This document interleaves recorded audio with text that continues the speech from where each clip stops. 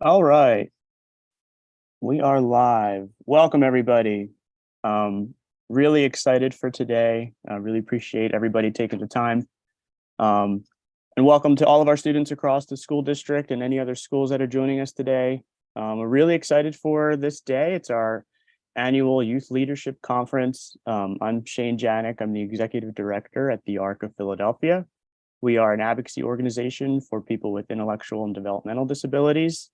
And this is, I believe, our 9th year partnering with the school district to host this event, which has been amazing. And today is really all about learning what to expect beyond high school. So we have an awesome lineup of speakers from various organizations across Philadelphia that'll be talking about topics like assistive technology, self-advocacy, accessibility, education beyond high school, employment, and independent living and housing. So we really try to cover a lot of topics for US students to begin thinking about what comes after school and thinking about any supports and services that you may want to explore that can support your independent living beyond high school. So that's a little bit of an overview for the day. Just to give everybody an idea, we have Liberty Resources joining us today. We have Rev Up joining us today, TechOwl, Artreach, and Chestnut Hill College and Community Integrative Services. So each one of those organizations will be talking through some of those topics that I mentioned just a minute ago. And really appreciate this partnership. If anybody has questions with this format, we'll be sending out all of our speakers' contact information. So please just hold your questions and take a note of who you wanted to ask your question to, and we'll get you their information so you can reach out to them directly at the end of our event. Our format just doesn't allow for questions with this live stream webinar that we have here. So from here, I'm going to turn it over to Dr. Savoy Brooks from the School District of Philadelphia. And then from there, we will turn over to our keynote. And then right before we get started, I also want to introduce, we have LaQuenta Montanez from the school district supporting and co-hosting with us today. And Michael Anderson is also here as well. He will be emceeing alongside me, bringing speakers in, bringing speakers out.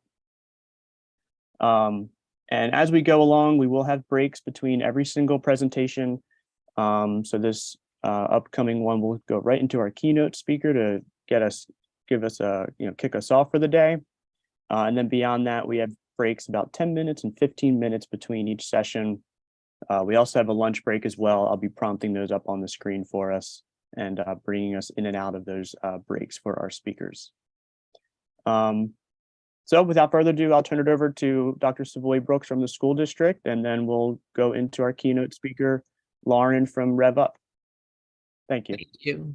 Thank you so much. Good morning. I am Malika Savoy Brooks, the Assistant Superintendent for Pathways to Graduation at the School District of Philadelphia.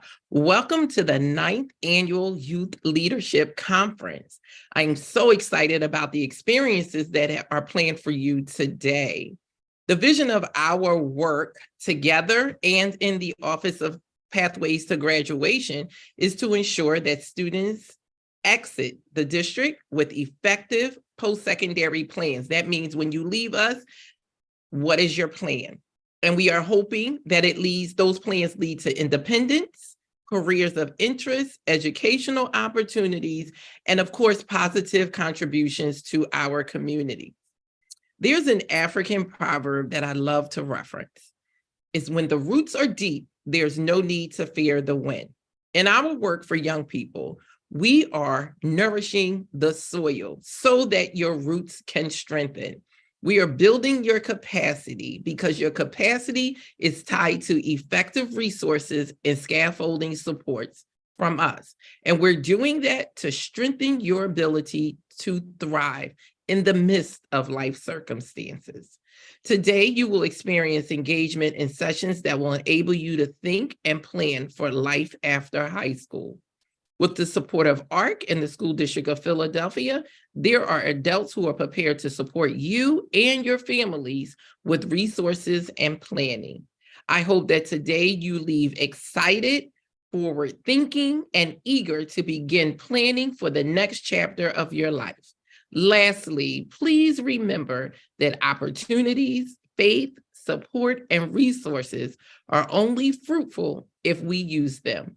So please make sure that you take notes, get the resources, get the contacts so that you can follow up after the conference. Thank you and enjoy your day.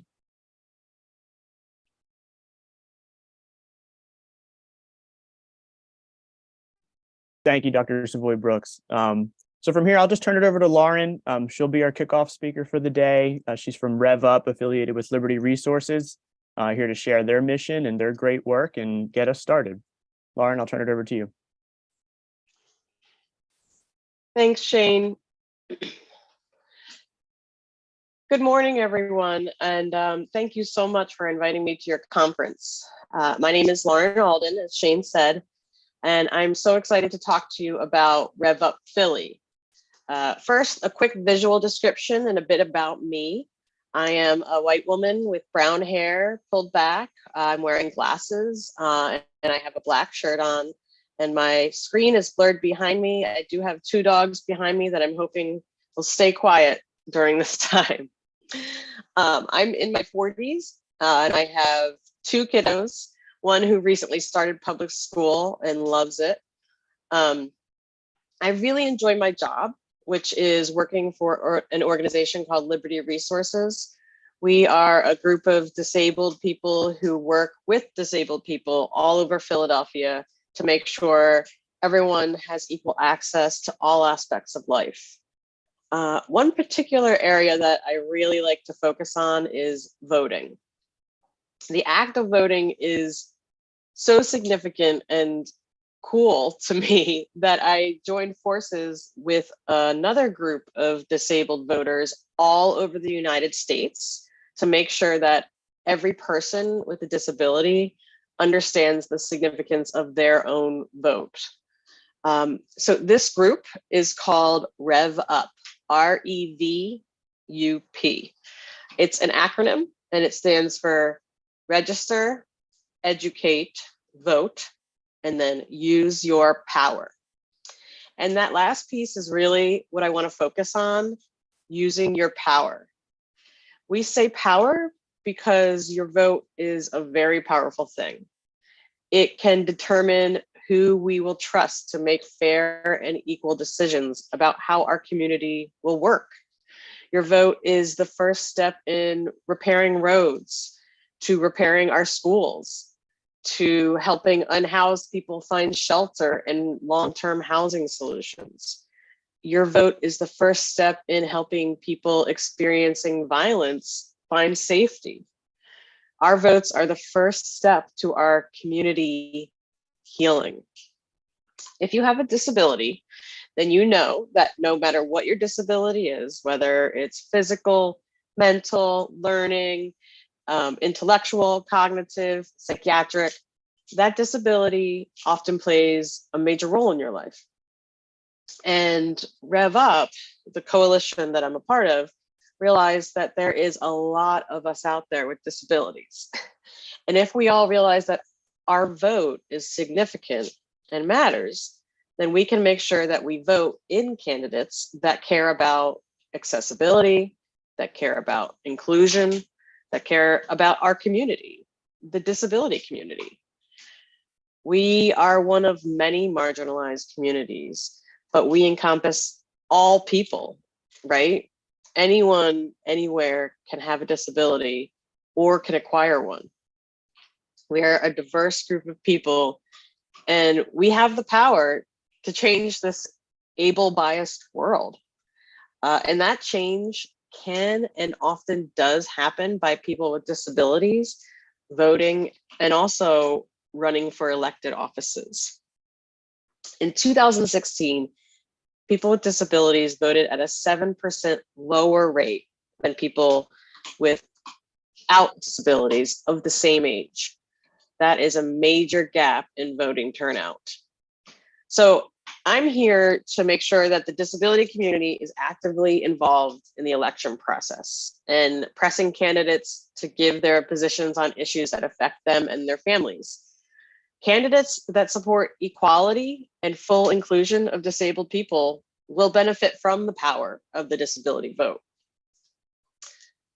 In Philadelphia alone, there are over 250,000 people that identify as having a disability. Imagine what that would look like if every one of them voted. There would be no whoops, we forgot a ramp, or whoops, we didn't even think about hiring an ASL interpreter. Disability would no longer be an afterthought. We would be fully integrated into this city.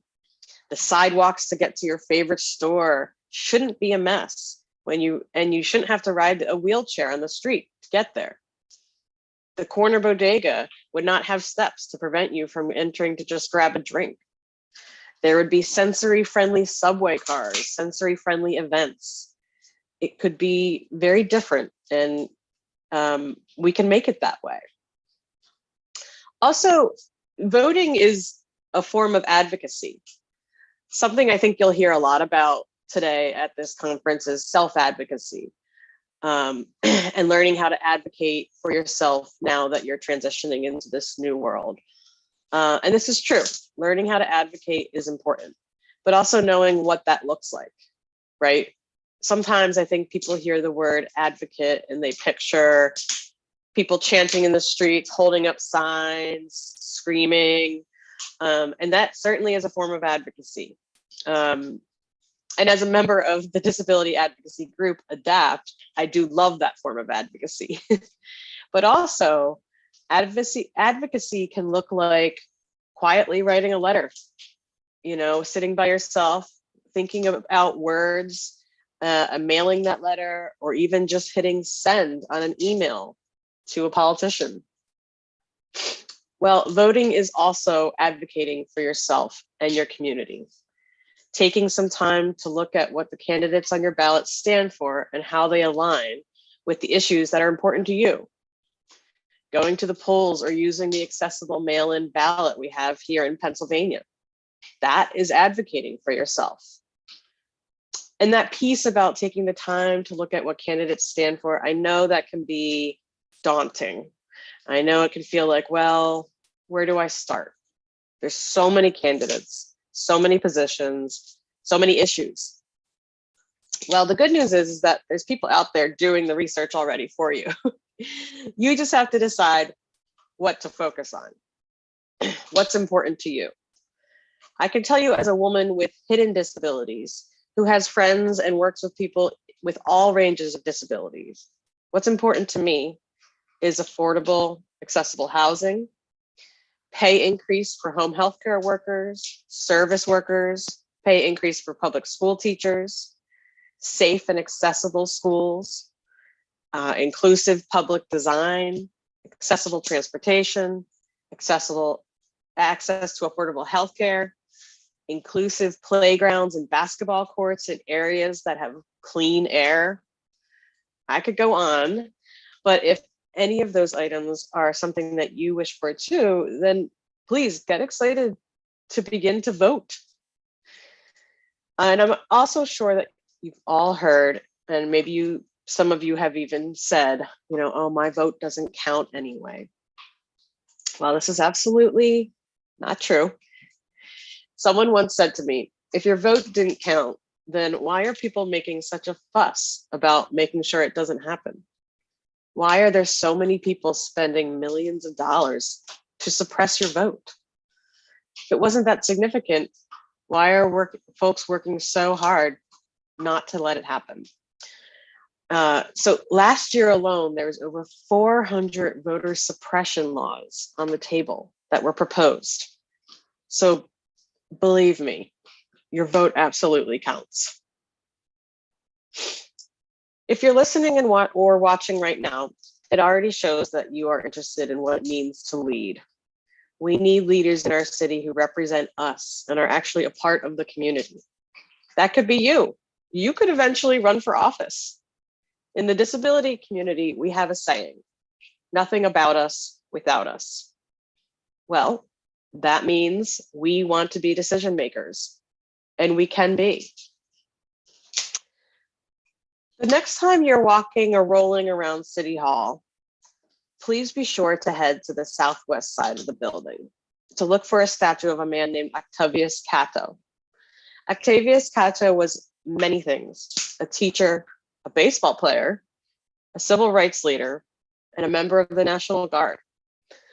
And October 10th, 1871, on Election Day in Philadelphia, Octavius Cato was killed defending his right to vote.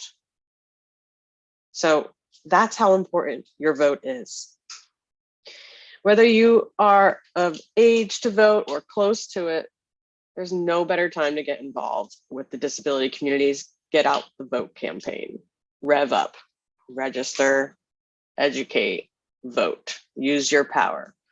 I'll put the contact info for Rev Up Philly in the chat. Sorry, I don't have any fancy slides behind me, but it is pretty easy. Also, if you just Google Rev Up Philly, you can find us. And we would love for anyone to get involved with us. We are a bipartisan campaign, and we're just out to make sure that people with disabilities know the impact of their vote and know that they can run for positions that are on the ballot. And we want to make sure that everyone, including you, know that you can use your power, however that may look. Thanks, Shane. Thank you, Lauren. Really appreciate it. We have a couple minutes, and I actually wanted to ask, since you wrapped up with that topic on getting out to vote, can you expand on maybe people have questions about what are my rights as far as going to the polls and options for them? So are people allowed to have assistance while voting at the voter booth? Any accommodations that they can request, and if there's certain polling sites that they may have to search themselves, things like that, I think would be great as we finish up on that topic. Sure. Yes, you're absolutely allowed to have assistance go into the polling booth with you. And if you are a wheelchair user and you find your polling site and there is not an accessible entrance, then you need to demand that they should have a ramp that they can put out for you. It should already be out, but if it's not out, you can wait there and tell them to put it out. Also, the voting machines in Philadelphia now have accessible ballot marking devices that every poll worker who's working at your polling place should know how to access. So every voting machine is accessible.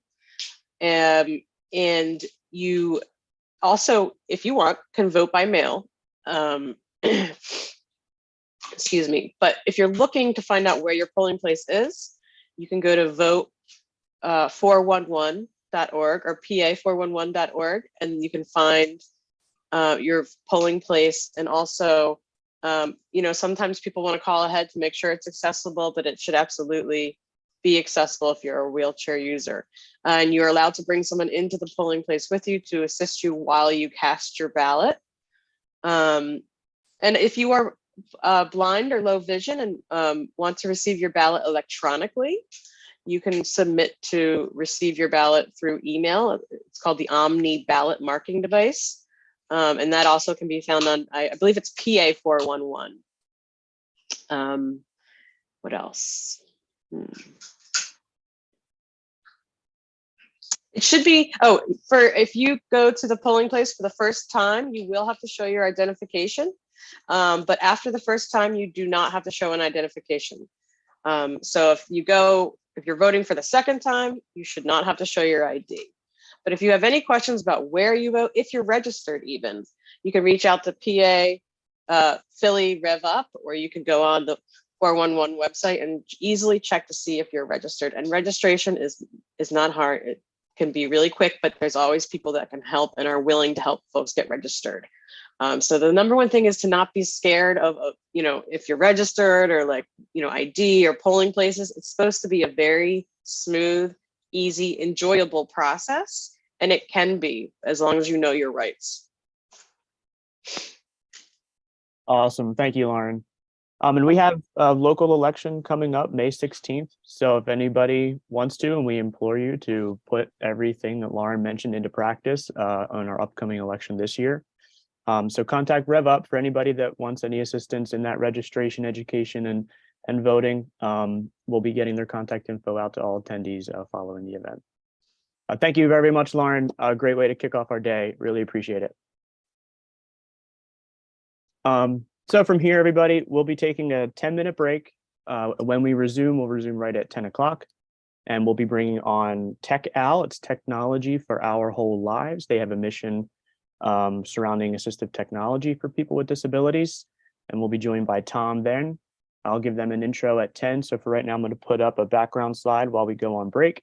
And I will jump back on screen to prompt us to resume at 10.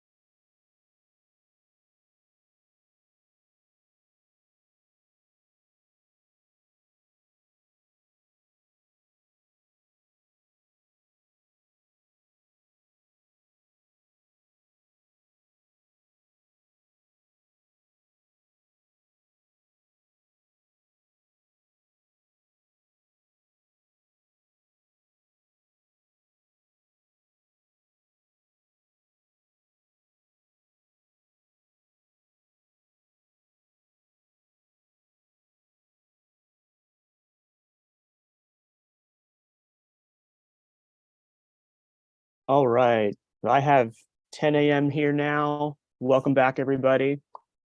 I'm actually going to ask Michael Anderson, our legislative advocate, to give us an introduction with our next speaker. We have Tom from TechOwl. It's technology for our whole lives. Mike's going to go over our bio for Tom here now, and then we'll turn it over to Tom. I believe Tom runs some of the social media at TechOwl, so I think he has some exciting content for everybody. And again, so any questions that we have for Tom, make sure you keep a note of them, and we'll get you their contact information after the event. Okay, hello everybody. Tom is the Senior Assistive Technology Program Coordinator at TechOwl. As a person with dyslexia, Tom is passionate about readability and website accessibility. TechOwl has been around for 30 years and helps Pennsylvanians learn about tools, tech, and gadgets that they need. Take it away, Tom. Thank you so much for the introduction, Mike. I'm just going to share my screen.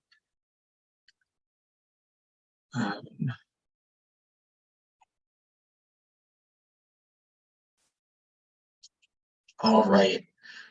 So as mentioned, I do have some TikToks. Actually, I don't believe I shared my screen the right way. I need to share with sound to ensure that everyone hears the TikTok videos. Okay.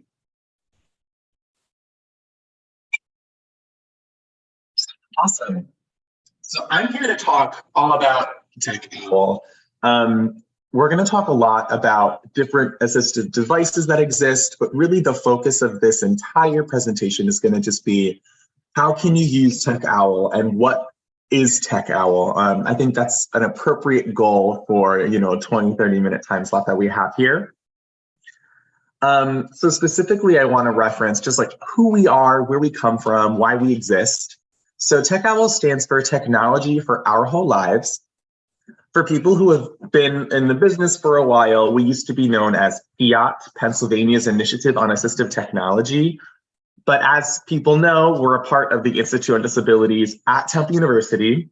Temple's mascot is the owl. So about 6 or 7 years ago now, we decided to rebrand to be something a little bit more kind of Temple focused, using the owl as part of our kind of brand. And so that's where TechOwl originated from. And the owl stands for Our Whole Lives. So the whole kind of scope of our brand is Technology for Our Whole Lives. We are Pennsylvania's Assistive Technology Act program. So we serve the entire Commonwealth of Pennsylvania, but the mothership is in Philadelphia and at Temple University. But every single state and territory in the nation has an Assistive Technology Act program. So if you're in Jersey or if you're in Delaware right now, or any state really in the country, you can access that state's local Assistive Technology Act program through the link that I provided in the slide. You can also just Google Find My AT Act program, and there's like a comprehensive list of all 56 of us. So not to worry, if you're not in Pennsylvania, we'll help you figure out who your Assistive Technology Act program is. So more to understand about TechOwl is that we are a federally and state-funded nonprofit organization. We believe, and because of this, we do not have any corporate sponsors. So we come at all of our recommendations for assistive technology. All the information that we provide is completely through our firsthand experience. Many of us at TechOwl are disabled. So our firsthand experience with technology, or how we as professionals view this technology and how we have seen it work or not work. So we do not have any corporate sponsors. Anything that we are sharing or letting people use or informing people about, that is because we believe that the technology is really good technology. We also believe in a social and holistic model. We view disability through a social and holistic model, right? That we're not trying to fix anything with technology. We think that technology makes independence easier, and sometimes makes it possible. But we don't believe in technology curing anything. We also believe in a user-centered experience. So we want people with disabilities to be the person deciding on that technology if they want something. So we want to help facilitate the information of what are the options out there. But at the end of the day, the choice of what technology that person wants to use is that person's choice. And finally, we'd like to educate people, inform people, and empower people about assistive technology as a whole. As I said, we serve the entire Commonwealth of Pennsylvania, but we also strive to make our resource as local as possible. And so we have, outside of Tech Owl's main office in Philadelphia, we have 8 regional centers. The Tech Owl in Philadelphia counts as the 9th. And we take the 5 counties around Philadelphia. And as you can see on this map, it's color coded. If you're colorblind, I am too. I can't really see this map, I'm so sorry, but you can see where the name blocks are. And so those are like the regions of where our regional centers are located. And basically just surrounding where that name block is where people can access that local resource. So this is a way in which we have made our resource across the state, right? So anyone, if you're in Pittsburgh, for example, you would go to community living and support services. So wherever you are in the state, there is a resource near you that can help you with Tech Owl. So we have a lot of projects and programs, but I'm also about efficiently providing you information. And so rather than talking about all of these programs, I made a TikTok video that tells you about our projects and programs, which I think is way nicer than hearing me talk about them. So let's get that video going. Welcome to Tech Owl. We are a program for all of Pennsylvania. We do trainings and demonstrations about assistive technology. We help people find what they need. We teach people about communication and host AAC meetups. Pennsylvania residents can borrow from our assistive tech lending library, like the Xbox Adaptive Controller. We redistribute used equipment to give to people who need it. We make things out of pool noodles and out of PVC pipes like this beach wheelchair. We 3D print tools to give to Pennsylvanians. We make tools out of pretty much anything. If you don't live in Pennsylvania, look for your state's program at a3center.net. Cool. Could you hear that video, by the way? Any feedback would be great. Check the chat if anyone. Yeah, I had you loud and clear. Oh, perfect. Thank you so much. Just wanted to make sure, because I have done a presentation before where I've had TikTok videos not sound and no one said anything. So now I just ask. Great. So that is just kind of like a easy overview of who we are, what we do. And this is a list of our specific programs and services. I'm going to go over some of them as well. So don't worry if we didn't get the full rundown of what those are, but just to know that really we try to have as robust of an offering as possible to try and meet the assistive technology needs of Pennsylvanians. Welcome to God, it's going again. So one way that we help people understand assistive technology is by helping them learn and try assistive technology. One of our flagship programs is the Lending Library.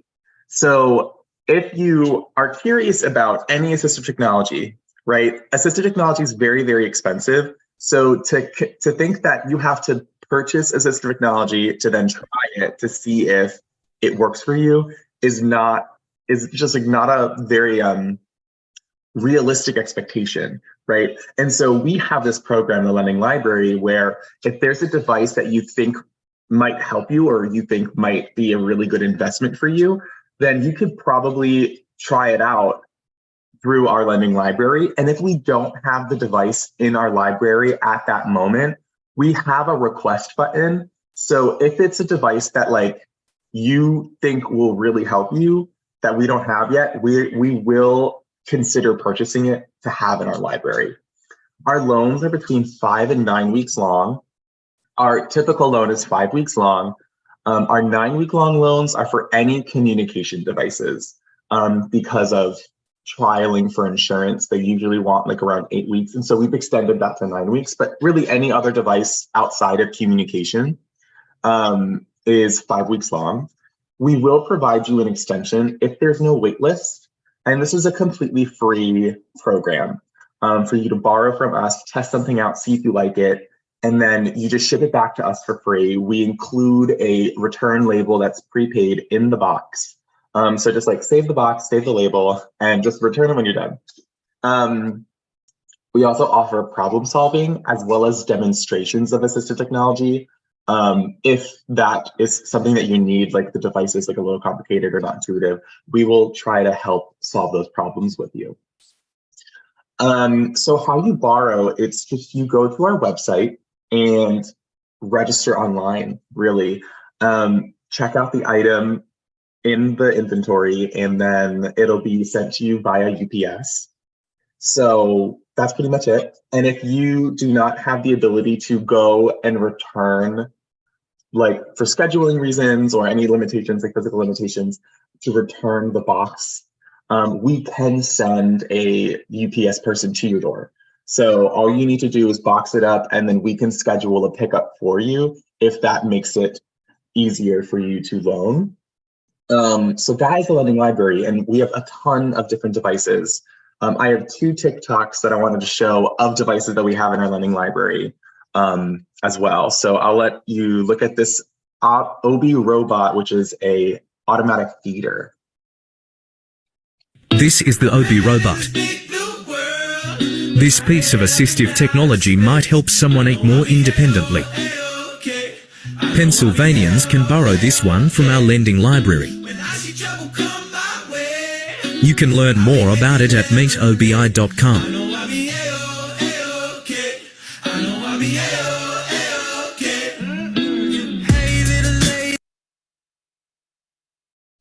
And the second TikTok that I have is a laser keyboard, which is really fun, and we have one in our office as well. How is a laser keyboard assistive technology? Typing can fatigue your hands and wrists.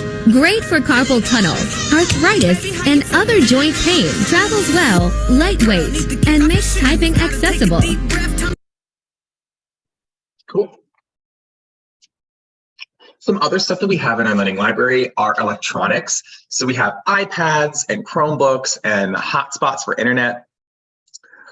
These are all really great and useful additions that we have, and we added them all during kind of the peak of the pandemic back in 2020, so that people could have access to things like Zoom and just computers in general that they didn't have access to. And we still have those, and people are always allowed to loan those for any reasons. Our iPads specifically are really helpful because we have a whole list of apps that you could download, like games, apps for like memory, apps for, you know, relaxation, also apps for communication, like those like really expensive apps. And we can just download them remotely to your iPad. So those are all electronics that you can loan and test out, because apps are really expensive. So if you just want to like test out some apps, we are more than happy to send you an iPad and download apps for you so that you could see what works, what doesn't work, what you like. And then we have a bunch of switches. So we have Bluetooth switches, we have proximity switches, wobble switches, chin switches, really any type of switch that you think kind of exists, we most likely have it. We have, I want to say like over 30 types of switches. We have a lot of switches. So we have a ton of switches as well as switch adapted toys in our inventory. So we have like the switch adapted Buzz Lightyear. We have a switch adapted, I believe that's a Nerf gun or that's a Super Soaker. And then some like ambiance, some lighting, as well as like a remote control car. So these are like fun switch adapted toys that we have in the library that you're welcome to loan and try out. For eating, we have the Obi dining robot, which you saw the TikTok for. the Liftware Level Spoon, which is a spoon that kind of, if you have a shake or a tremor of your hand, it equalizes the shake or tremor so that the food stays on the spoon. And also Easy Hold. We love our Easy Hold universal cuffs. We have kitchen equipment and tools like the one-handed cutting board, any like automatic can opener, automatic jar openers. We have a Spill Not drink carrier, which is, we made a fun TikTok about once. The kitty cutter knife, which is like a safe knife or a safer knife. We have some leisure equipment.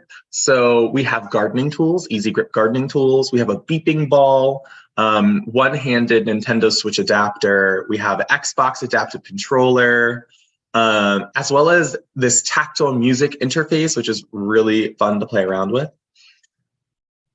We also have a ton of sensory devices. We even have a sensory kit. So even though like a lot of these things you could probably buy at Five Below, you know, you don't necessarily know what sensory tool is going to work for you. And so you could just get the kit, which has like a bunch, I want to say 6 or so different devices. You can take that and just play around and see what sensory tools work best for you, so that rather than going to Five Below and spending a ton of money on a whole bunch of different stuff, you could figure out what works for you and then just buy the stuff that works for you. We also have a guided hands writing tool. This is like an assistive drawing tool. And it can be used with like a computer stylus as well, which is really cool. We really enjoy this. It kind of reflects the ball bearings and like the X and Y axis of a 3D printer, which is really fun. And that was the inspiration of it all, of just this like assistive kind of like writing tool that kind of guides your hand, and it like totally takes a lot of the weight and pressure off of your hand. We also have a ton of communication devices. So if you're trialing out a communication device or you're interested in, you know, getting a communication device, we have pretty much every major app out there. So Touch, Tap, Quo, Lamp, TD Snap, GoTalk, Grid. We probably have it. We also have some of the dedicated devices like a Tobii Dynavox, PRC Accent, a NovaChat. So we have all of the major communication devices out there. And if we don't have one that you're interested in, again, we have that request form. So you're more than welcome to kind of ask us to see if we could procure that specific app. Maybe not the device itself. Sometimes those devices can get very, very expensive and they're very, very specific, but we have the major ones for people to trial. So now, in addition to helping people learn through just testing, getting your hands on devices, I also want to say that we provide free demonstrations as well as consultations. We kind of see consultations and demonstrations in the same way. So basically, you could just contact us and we can get on a Zoom call. You can come into the office and we could just kind of go through the stuff that we have and maybe talk about what you want to do and what you're currently using and what you think would work for you, and problem solve around what technology is out there and how can we make things easier, right? So this is an example of a demonstration that we did with our friend Dan. Dan wanted to access his phone more easily with a switch interface and a quick lesson. He took to it like a champ. Follow along for more. So in that case, Dan wanted to access his phone, but specifically access his phone on the train because Dan trains all over the place. And he did not really have any predictable way of using his phone on the train because his tremor was such that he would throw his phone if he were to move his body in any specific way. But he was able to shift his thumb left and right without any issues and any hesitation. And so that was his predictable movement. And so I had rigged up this dual action switch during that demonstration for him to see if that type of action and interaction would work for him, and it did. So we ended up getting him a dual action like Bluetooth switch to scan and select. And then he ended up financing it. And that's now how he accesses his phone. So that solution that we had on the screen was kind of like iteration 3 of that whole demonstration. And it ended up that he's using a commercially purchased device now to access his phone. And now he has full access of his phone. So that's just an example of how a demonstration works with us, is we really are just trying to problem solve and make sure that the person leaves the demonstration with a better idea of what could work for them, and maybe next steps on what to purchase and what to trial and things of that nature with the lending library. So another way in which we help people is getting the devices themselves. So we have our free special phone program. So if you have trouble using a phone in a traditional manner, you most likely qualify for this program. Some disabilities that we frequently work with is deafness, hearing loss, speech impairment, blindness, low vision, and physical and intellectual disabilities. So this program is exactly how it sounds. It's a free phone program. So we will provide people a phone for free. We do not provide the service itself. So like Verizon or anything like that, like we do not provide Verizon. We just provide the device. So we have one side of the program is smartphones. So you can get either, an Apple phone, an Android phone, or a Google phone, or you can get a tablet if you want that, if that's like kind of more what you need, like that bigger screen.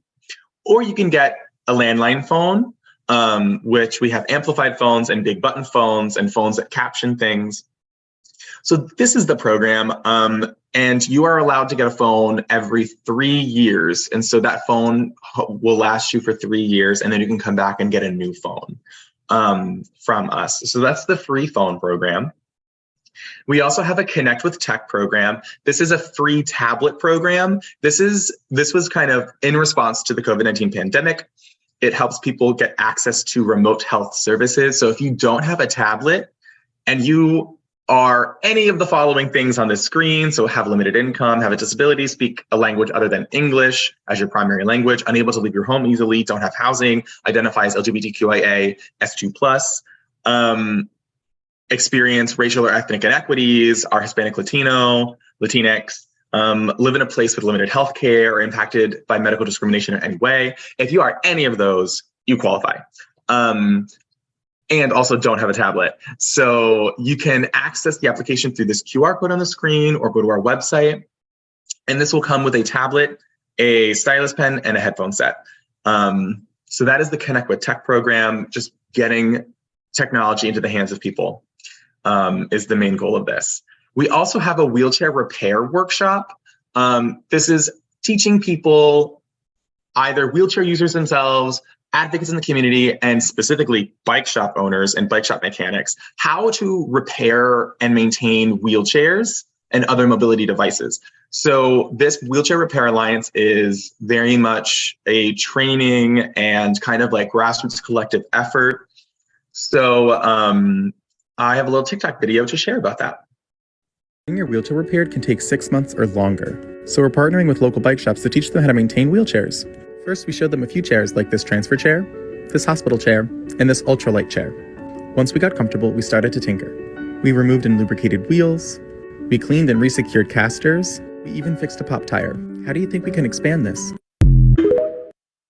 So this program is very much just kind of like DIY. Let's get our hands dirty and fix wheelchairs. And so this movement is really starting to grow. We did our second workshop, and we're already seeing other states and cities interested in this. We have 2 more workshops coming up, or 3, in Pennsylvania. And we're going to try and offer an online version, and we're making videos. And so much to be seen regarding this program. But if you have a wheelchair and you want it to be maintained, we have a couple of bike shops that we can recommend to go get your wheelchair maintained and get like the hair out of your casters and things of that nature. We also provide technical assistance. This is kind of more organizational. So like if you work for a company and they don't really know how to meet your accessibility needs, we can come out to that company and provide them a little audit, or even suggest kind of solutions for them and for you. And so that's part of like technical assistance. And so if you're, in a professional environment and you need workplace accommodations and they can't meet those accommodations, we can assist kind of recommending things to that company. So this is a little TikTok to describe that. One of the things we do at TechOwl is check spaces for accessibility and make suggestions. So what are we looking for exactly? We're looking at lighting, and we love the lighting in this space. We're also looking at color contrast. This yellow on a white sign was hard to read, and that's an easy fix. Izzy loved how low these printers were to the ground, and she also loved that she was able to access this whiteboard. Tom really enjoyed this bouncy chair seating option. What other things might you look for in a space like this? Okay, and lastly, just to talk about getting access to assistive technology. So we have a reused equipment program where we take previously owned devices, we clean them and fix them if needed, and give them out to people. And that's a free program. And we also have a Virginia Del Sordo Fund, which is a $400 grant to help a person buy assistive technology. This is considered a last resort funding source. So if like a waiver can't fund it, or you can't find any other grant to fund the thing that you need, you can come to us and we have this $400 grant. It is a one-time only grant as well. So just like be aware of like the limitations of that, but $400 is very helpful. And we are here to provide that if needed. And lastly, we have our fabrication program, which we use 3D printing and other fun ways to DIY to get people devices that they need. So we have a catalog that anyone can order from. You just press request and tell us what you want, and we'll 3D print it and send it out to you.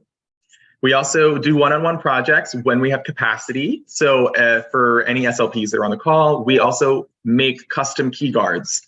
And that's a free service that we provide. I probably have made 95% of them, but I'm more than happy to continue making key guards. I actually really, really enjoy it. And we're starting to train our SLPs on how to make those custom key guards as well. So please reach out if you need any of these things. I made a floor wheelchair, which is really fun. We had some students make a walker for a little girl, which is really cute. We also do a lot of large events. So we switch adapt toys, which is our big thing in the holiday season. I'm running out of time, so I'm gonna skip this TikTok video. But no, every holiday season, we 3D print and make switches, which kind of on market cost between $60 and $80. And we give them to people for free, and we adapt the toys as well that we give to people for free. Very nice people on social media buy them for us and send them to us through Amazon wishlist, and it's really nice. It's just a fun little thing to do. And lastly, I just want to make you all aware that we are all over social media, as you probably have noticed with all of my TikTok videos. We use our social media platform at TechOwl to just lessen the stigma of AT, so that there's a greater chance, one, for people to adopt it, but also for people to continue to use it and to know that AT is just tools that help us, right? We want people to know that it's okay to need AT, and that AT is actually really cool and fun. And also independence is really fun. So follow us on whatever social media platform interests you the most. We love TikTok, but you'll find our TikTok videos on Facebook and Instagram Reels as well. Other than that, I'll take any questions. I know I'm right at time. Again, thank you so much, Shane, for letting us come and share about AT with you all. Yeah, appreciate you joining, Tom. Thank you so much. That was amazing. We have 1 minute. I have a question for you too, just as you get moved along there. Actually, two. So with your with the Accessing Tech program, where people that are maybe eligible for iPads that come with the headphones and the stylus. So if anybody's eligible for that and they wanted to get an iPad and say they wanted to explore communication apps that you mentioned as well, so they may be eligible for an iPad, could they also apply for your grant to maybe pay for an app that they wanted to download to their iPad? Yeah. And then even furthermore, you mentioned the key guards as well could also help you utilize that app on the touchscreen. So just between those three separate services, can people kind of combine different services with you to make kind of a, an ideal communication device for themselves if they wanted to go that route? Yeah, not only that, but you can schedule a consultation with a speech language pathologist to trial. So you can trial the communication device with our iPads from the Learning Library in conjunction with recommendations from an SLP through TechOwl. And then you could fund that app through the Del Sordo Fund. However, I'm not an SLP, but I do know that the interface of kind of the Android devices with communication apps sometimes doesn't work really well. So we would suggest kind of procuring an iPad in conjunction probably with the leftover funds from the Del Sordo Fund. And so a communication app is around $150, sometimes it's up to $300, depending on the app that you're going to get, to use that additional funding to supplement purchasing an iPad. But all of that can be done with our TechOwl programs for sure. Awesome. And second question too, so just on the new wheelchair repair program, there's a point up there that says fixing a wheelchair can take up to 6 months. And I know that, our audience today is mostly students, and maybe they've had some assistance with family and anybody who uses a wheelchair, and making sure that theirs is up to date and working for themselves. But as you enter adulthood, these are things that we should be considering as far as, do we want to wait 6 months to get repairs? And maybe if anybody who wants to be active and learning how to do that, and getting involved with that organization, I think that's awesome. So as that keeps growing, I'm sure there's an audience of people who use wheelchairs that will definitely want to explore that with you further. Yeah, we're really trying to formalize that as well. So we're currently working with a local artist to create like a sticker to put in like bike shop windows to say like, this is a safe place to get your wheelchair maintained.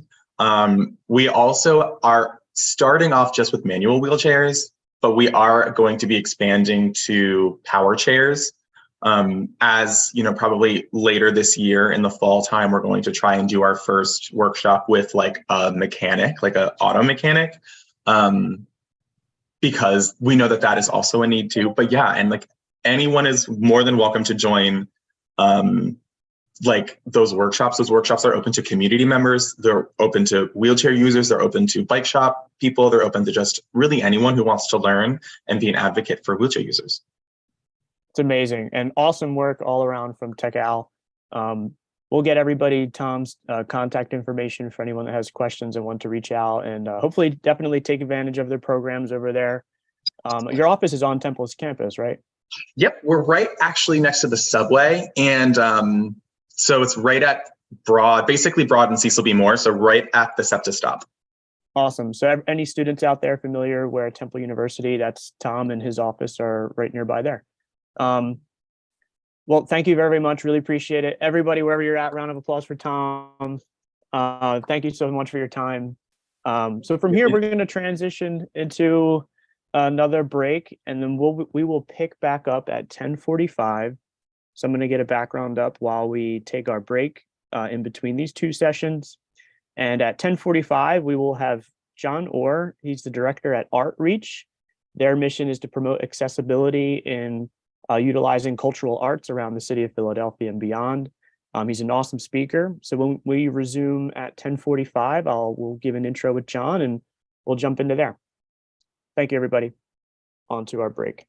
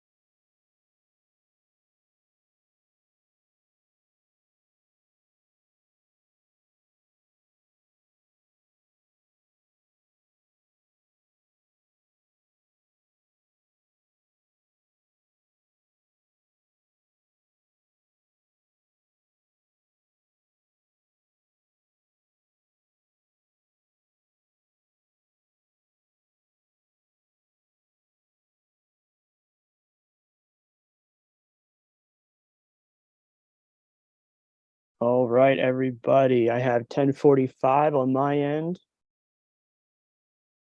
Welcome back from our break. Everybody, I'll give you a second to get settled in. We will give an intro for our next presenter, John Orr from Artreach. So let me pull this slide down here. I'll let Mike take it over to give our intro for John Orr from Artreach, and we'll go from there. John is an awesome advocate for people with disabilities across Philadelphia. After this session, we'll have another break, and then we will go into our speaker session with Liberty Resources before we go into lunch. So we have 2 more sessions until lunch.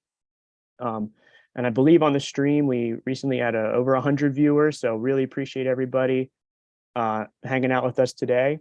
And so from here, we'll jump into Artreach's presentation, and I'll turn it over to Mike to give an intro with John Orr.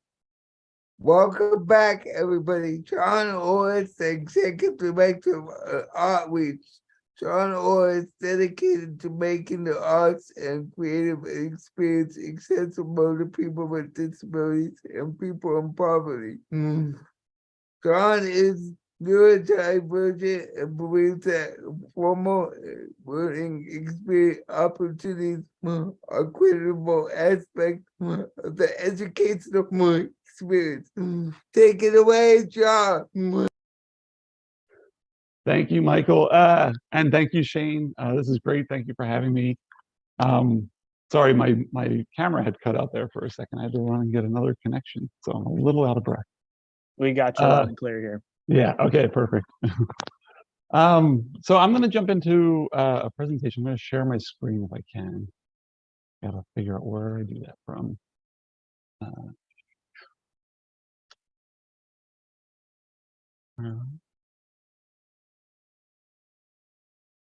And can everyone see the presentation? Yes, we got it. All right, perfect.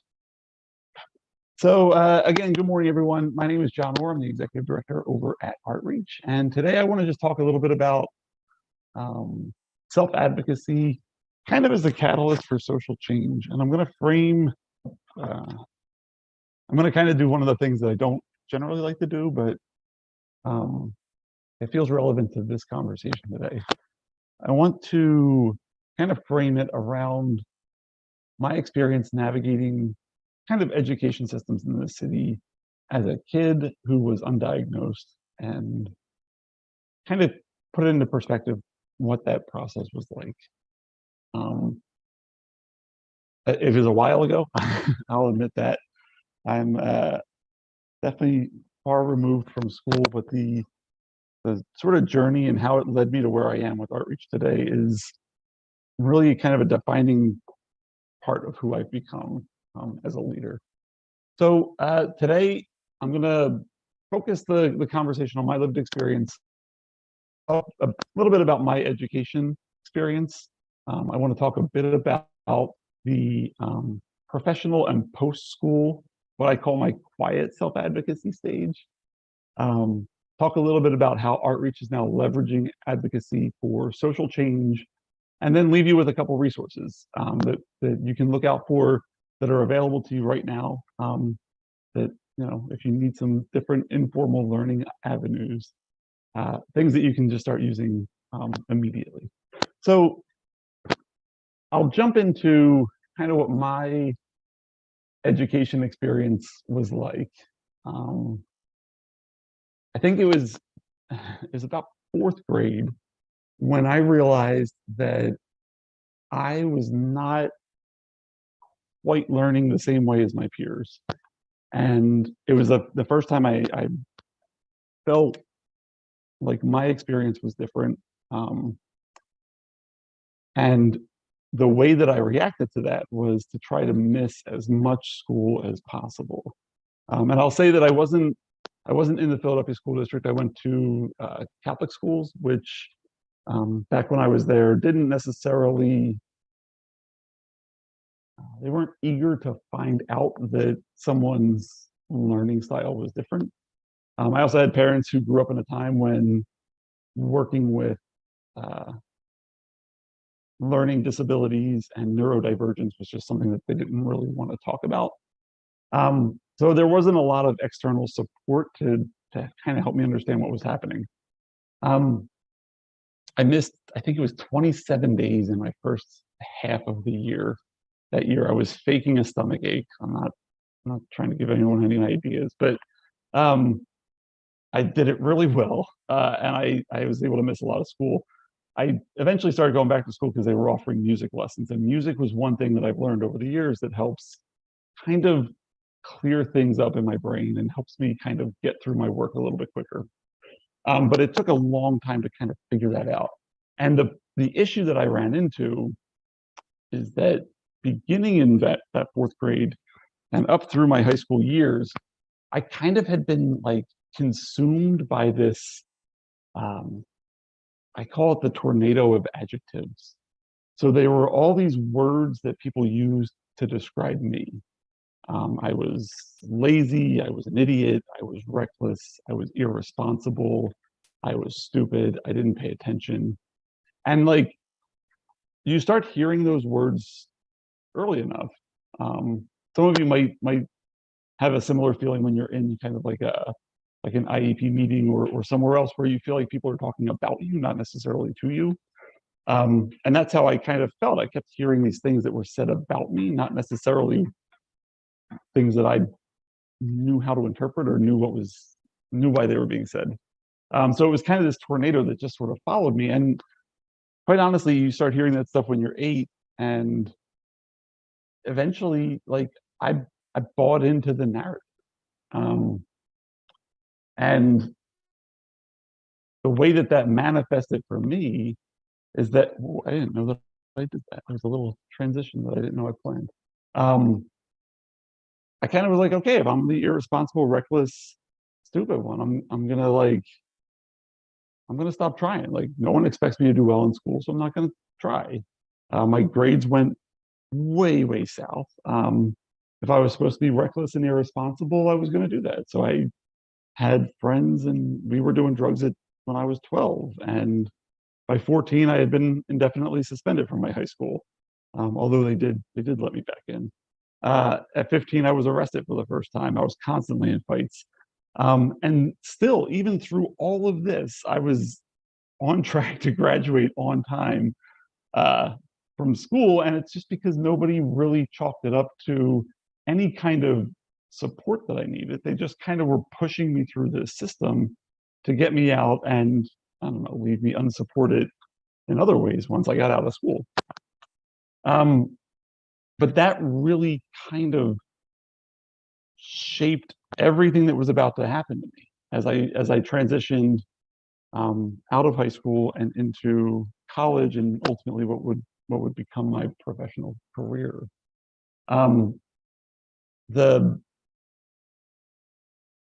The music piece kind of stuck with me. So I was in like a punk rock band when I was 14 and 15, and we had a lot of fun. It was great. We thought we were amazing. We really weren't. I haven't learned much more in terms of instruments and music playing since then either. And I can't read music, so I always had to play by ear. It was kind of like, I kind of looked at playing music as sort of like a puzzle. And I'll get into that aspect and how it affected my work later on. What no one actually noticed was that I was a neurodivergent kid who was undiagnosed, and I wouldn't be diagnosed until I was 34. And it's funny now to sort of look back and see where I placed these accommodations in my life and these different supports that helped me do different things and get through different ways. And I should just mention, you know, I share all this with full recognition of the privilege of what it means to be a white male navigating this space with an invisible disability. You know, clearly I was supported in other ways that other people are not, and I think that part of that privilege is something that needs to be acknowledged, because I think my story would have been much different. I know that there's a lot of people who are neurodivergent now. Their first interaction with like when I was arrested when I was 15, Officer Marcelino, I don't know if he's still in the force or not, but he was kneeling with his gun in my back in 1995. And that outcome, had I not been a white kid, could have been much different. And I recognize that. That was the first of 3 times that the cops have pulled a firearm on me directly. And I know that my appearance is a huge part of why I'm still here. But not being diagnosed or not having a support system to help me kind of navigate a space in a way that was not easier, but was more accessible and created new avenues for me to go through my education was simply because people just didn't care. They cared more about this narrative that they were creating about me than they did about me. That continued kind of on. So on this sort of timeline that I'm sharing on the screen now, it's my grade school happened, high school happened, and then I got to college. I didn't get into college right away. I'm sorry to interrupt, but we have you on slide 2. Oh, really? Oh, man.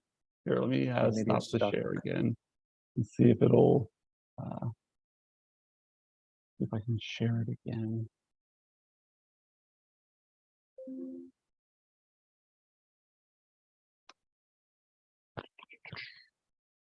Yeah, we have your timeline now. Yeah, the timeline now.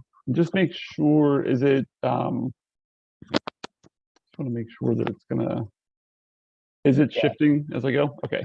Yeah. So as I got on this timeline, I got through grade school, got through high school, and I ended up in college. I got there, Temple made me take remedial courses in the summer before I got to go in both English and math,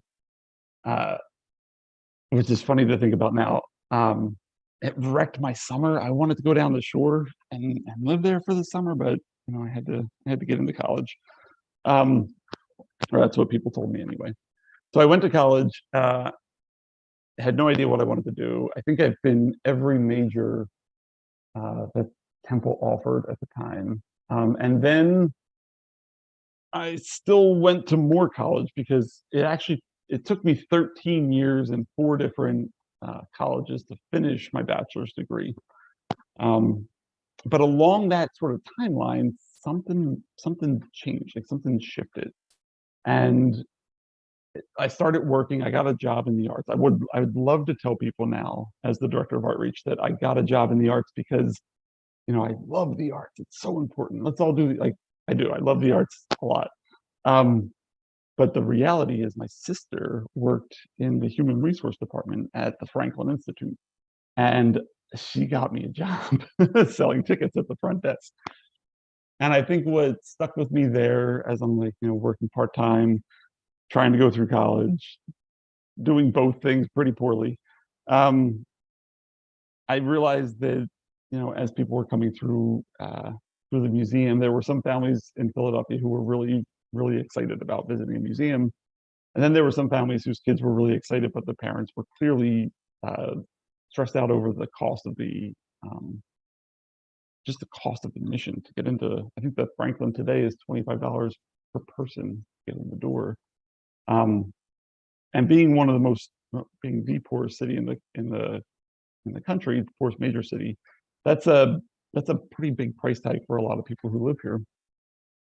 And so that kind of got stuck in my thought process. And what I wanted to do as I moved on in my career was to make arts and culture more accessible. Because as that's happening, I'm learning that, not only are different museums presenting new avenues for us to learn and learn new material, but without the arts, I wasn't going to ever really I would not have been successful at all. And what I learned during this sort of transition period in college and then starting to work in the arts was that playing an instrument it just helped me, right? All of a sudden, things were easier to write. My thoughts were clearer. I could focus for longer. I could plan and create strategies in different ways. It literally changes the way that I hear. That was just weird to me. I used to call it tricking my brain because I didn't know what was happening. I didn't know why I needed to do this. And it was fun, right? It was like a little dopamine hit, which was nice. But the reason it was helping me, I've come to learn, is that by sitting down and figuring out a song that I couldn't actually read the music to, by playing by ear, it was kind of acting like a puzzle in my brain, right? So I was trying to think of a song, and I would sit down and learn how to play it, usually on a bass or on a guitar, and I would just keep at it until I got the song right. And once I finally did, that gave me kind of the space and the mechanism that I needed to sit down and actually do my work. So I might spend several hours trying to figure out a song, but I knew that I would get a couple hours after that to actually dig into some work, because I had sort of, I don't know why that works, but it worked for me. When I can get into that zone, part of the way my brain functions is that it doesn't decipher the depth of music, or sorry, the depth of sound. So I can't tell if something, you see, I'm like on my wired earbuds right now because I know there's going to be people in a minute. There's like this background noise that hits me at the same exact level as anything that's in the foreground. Like my brain does not filter out sounds. My staff now likes to joke that I don't have any filters for inputs or filters for outputs, but which is probably true. But music allowed me to focus for so long on one thing that when I stepped away, I could filter out and focus on what was like right in front of me. It just like changed the brain chemistry for long enough for me to get my work done. And then as that was happening, this like other shift in my life started to happen. So I started off selling tickets in a museum. I ended up becoming like a supervisor of the box office. It was very exciting. Left there, started working at the Academy of Natural Sciences as their museum services manager. I got to run all over the place and hang out with dinosaurs and live animals and everything. It was great.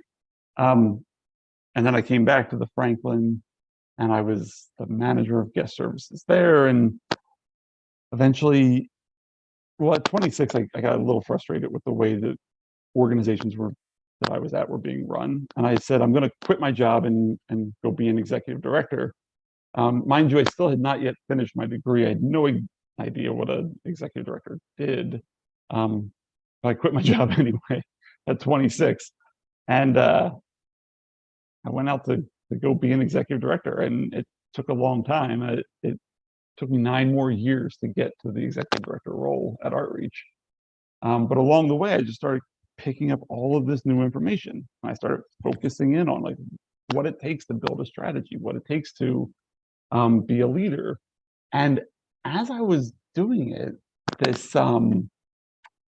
these like adjectives, this adjective tornado that had been following me was like changing.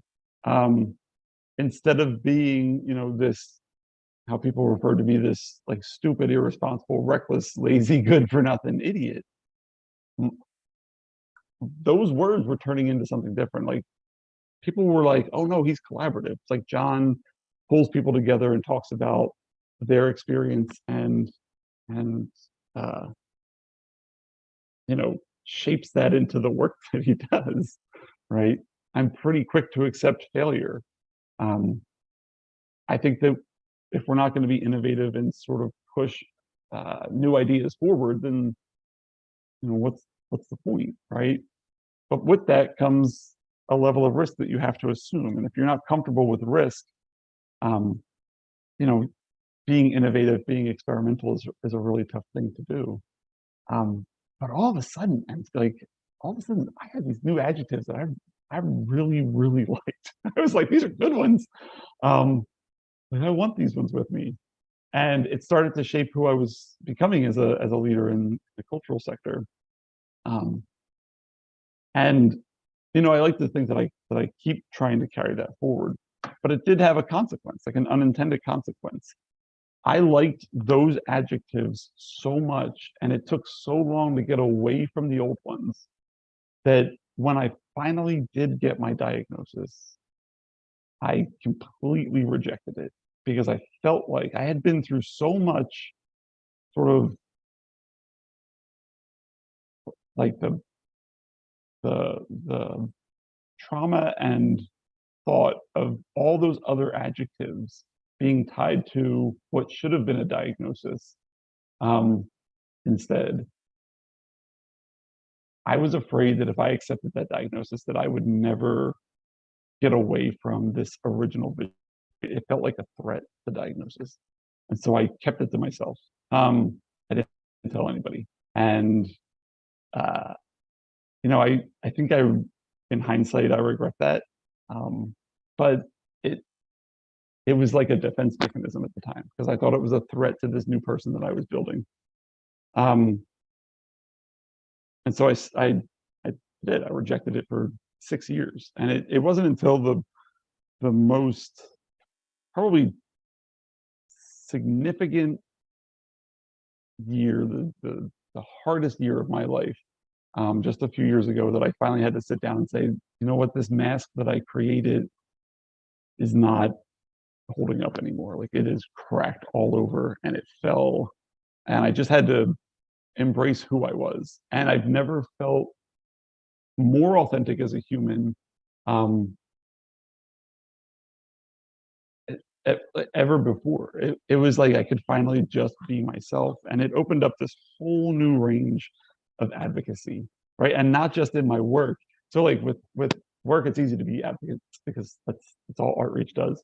I saw it bleeding over into my into my personal life. I had this horrible experience last summer, where I was at the dentist, and I like the dentist. I think it's fine.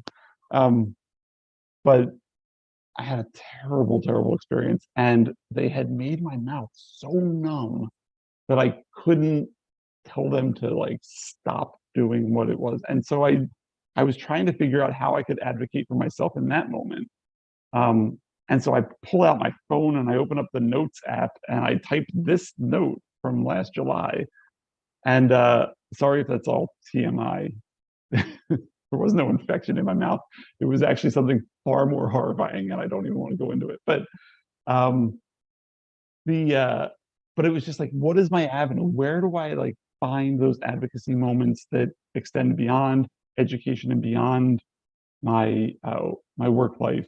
And how do I start to infuse some of those ideas into my personal life and start to think of it as a holistic approach to how I advocate for what I need in a moment, in any kind of moment? And so that kind of confidence, building that up in my education experience, well, in my work experience, in that sort of gray area where I was still in college, kind of set the tone for how I was doing my work at Outreach and how I was doing how I conduct my own kind of support in like everyday life beyond work and education. I think the fun part about that is that once you get comfortable for this, like with yourself, it creates an empathy for the rest of the community that you want to start to create avenues for other people to be self-advocates themselves. So at Outreach, all we want to do is create a really accessible arts sector. We want to create the most accessible art city in the country. But we know that in order to do that, we have to get advocates, not just sitting in seats at theaters and going through the doors at museums. We need them at other seats. We need them at seats at board tables. We need them at seats at planning tables. We need them at every seat we can possibly think of. And so we start to come up with different projects. And the next project kicking off this summer, it's called Codable.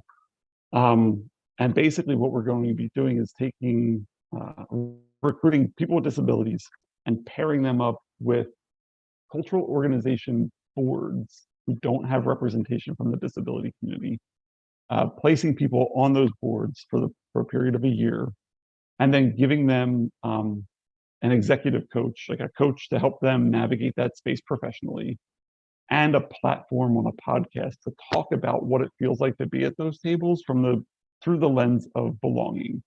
Because what we want to do is create not only, a realistic idea of what it's like to be at those tables. We want people to bring their authentic selves to those experiences. Otherwise, we're not going to make change happen.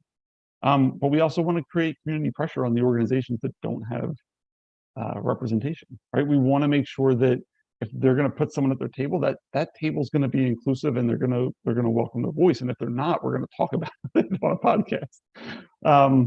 So it's a little bit of public shame, but it's a way to get this conversation moving in a much quicker way by using internal pressure at the boardroom and external pressure out in the community.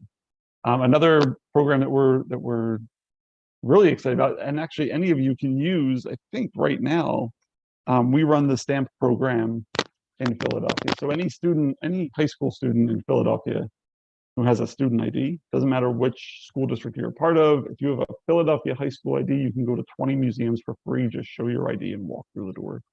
And that for me, that's going to help shape the audience, right? We're talking about, what would it look like to create, high school students on boards and recreate the notable thing, or create podcasts around high school students visiting museums, using informal learning opportunities to increase their knowledge base if traditional learning methods are not necessarily cutting it. How can we leverage the cultural sector to help create a smoother transition into either post-high school education, into professional life, into trade schools? Like what can we do, even entrepreneurship in the arts? What can we do through programs like STAMP that can help sort of show those avenues to students across the city? And we have other programs. We run an access program. Anybody in the city who has like an access card or an EBT card from the state for medical or food benefits, anyone who has one of those cards can show that at like 68 different museums, theaters, gardens, wherever. And you can get into those places for $2, and you can bring up to 3 people with you. So a family of 4 can go to the Franklin and they can spend $8 instead of spending $25 on the general admission. And we're just, again, it's like creating all these different avenues. To be perfectly, I probably have said too much about being a bad kid when I was younger, but when I was young, I kind of wish I had those avenues, because what I did was the 90s were a different beast in Philadelphia altogether, but we used to come down to Broad Street and sneak into the Academy of Music, and I would listen to the orchestra play, because I knew that just being immersed in that experience was such an incredible sort of reset for my brain. And so when I got the job at Artreach, I was like, I want to make this city welcoming for students so that they don't have to do the things that I did when I was a kid. They can have all these other resources that they can grab onto that are readily available, that people are excited about, and that I think are actually useful in helping navigate the world a little bit. So keep an eye out. It's definitely on the STAMP program. Like I said, you can use that today, the Access program. You can find that information on our website. And then keep an eye out. We've got like a 6-person built podcast studio right at Broad and Walnut now. And we're gonna try to reach out to get kind of more of the high school disabled student voice sort of more prominently placed throughout the city. And if you want, you can always feel free to reach out to me directly. So my contact information at Artreach, that's my direct email, it's my direct phone number. I also listed the general Artreach information, our website, the information Artreach email, and the general phone number. quick pro tip, if you email info@artreach.org, it goes to me and my entire staff. There's only 7 of us, so we're pretty nimble and we can respond pretty quickly. But if you want more information, if you want to just have a chat about what that kind of navigating that sort of education space into college or into a leadership role, if you want any advice on Temple's like list of majors, I think I've been a film major, a theater major, a psychology major, an education major, a business major, a tourism major. I think I've been everything they have. So even if you just want a perspective that way, I'm happy to talk. But for now, I think I'm going to turn it back over to the team, and I hope you all have a great rest of the day. Awesome. Thank you, John. Really appreciate you sharing your story. I had one question. I think Michael has one as well for you before you head out. So you shared your story about being a neurodivergent. Can you give other examples for students that maybe aren't familiar with neurodivergence, that term?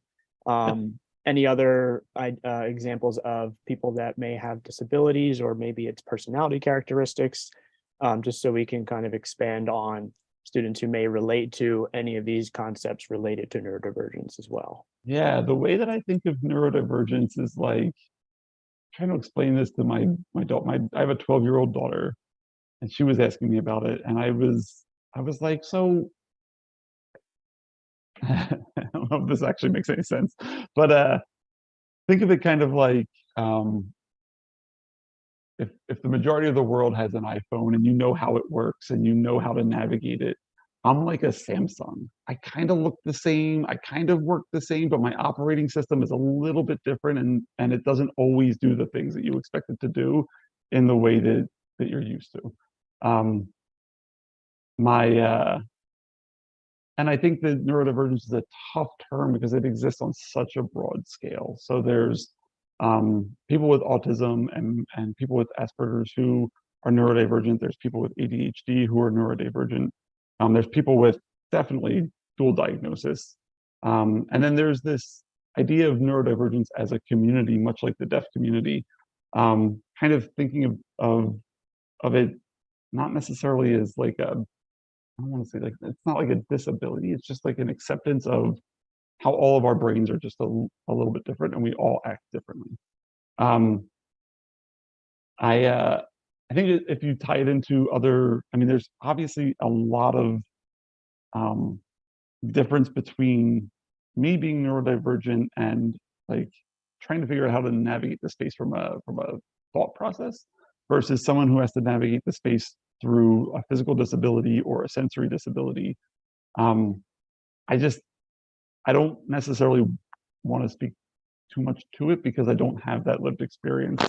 I think if people have questions about it, or I think it's fine. It's fine to find allies and understand their lived experience a bit, and kind of find your people. That's what I had to do. I find parallels and commonalities with other members of the disability community. Obviously, I think if you're, for me, if I'm reflecting back on the words people use to describe me without actually asking me how I want it to be described, and that we tie that into students sitting in IEP meetings while other people talk about them while they're there, like that, to me, there's a commonality there that's almost universal across that type of meeting.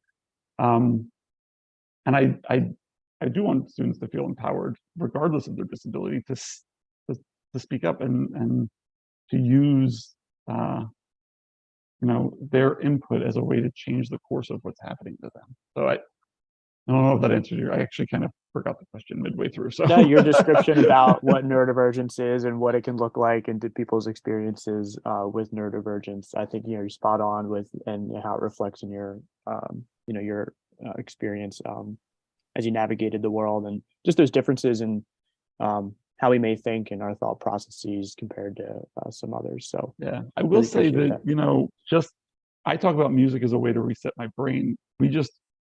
Outreach is always trying to experiment with different types of accessibility. So yesterday we were at HMS School for Children with Cerebral Palsy.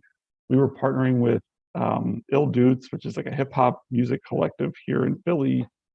And we were working with, the students are now working on a project to create original songs using non-traditional instruments. They're not using instruments that like the orchestra uses because they can't physically hold them. So for us, if there are people out there who want to explore what could be possible, we're a great place to start. And if we can't do something for you directly, we can definitely get you to the right people. We're working with the opera now using these vibrotextile haptic suits so that people who are deaf can experience music through their skin rather than through like audio. And it's just like all that little stuff. If people want to try something out, we've got some opportunities. Very cool. Mike, I know you had a question. I'll let you go. Two quick questions. How can kids get involved in the internship program if they're more interested? Do you have a social media account if they're uncomfortable using the phone or email? How can they get involved with the job thing that you were talking about earlier? Yeah, so they can absolutely they can reach out to me. I'm happy to talk to anybody. I think we call them informational interviews. We do them all the time. Like I just talk to the community, and there's all these other areas where I can kind of help people make connections. So I'm on the Mayor's Commission for People with Disabilities. I'm on the PA Developmental Disabilities Council. And so I've got this wider network where if I can't help them, I can definitely direct or help them think through where we can direct them to get the support they need. But as far as if they want to get involved with Outreach, email me directly. My program manager, Alex Boyle, you can follow the same syntax of my email. Her email is aboyle@art-reach.org. We're always out in the community. We work with 200 arts organizations, 200 human service organizations. We're kind of everywhere. It's sort of fun. Awesome. Well, we really appreciate your time. And thank you very, very much. So any students out there that want to get involved in arts and accessibility and even further beyond the arts and just self-advocacy in general, John would be a great contact to keep in touch with. He mentioned also there's access programs that are available to everybody. So if interested, please check those out. Just wanted to give John a round of applause and give a thank you from everybody on our live stream. Really appreciate your time. So thank you. From here, we're going to jump into a 10-minute break, actually. We're going to take that to about 11:30. And then our next session is going to be on independent living with Liberty Resources. We have a couple great presenters coming in for that session. After our 11:30 session, we'll be moving into lunch. So one more to go here. And thank you for everybody hanging out. So we're going to take a 10-minute break to 11:30, and we'll be right back. Thanks.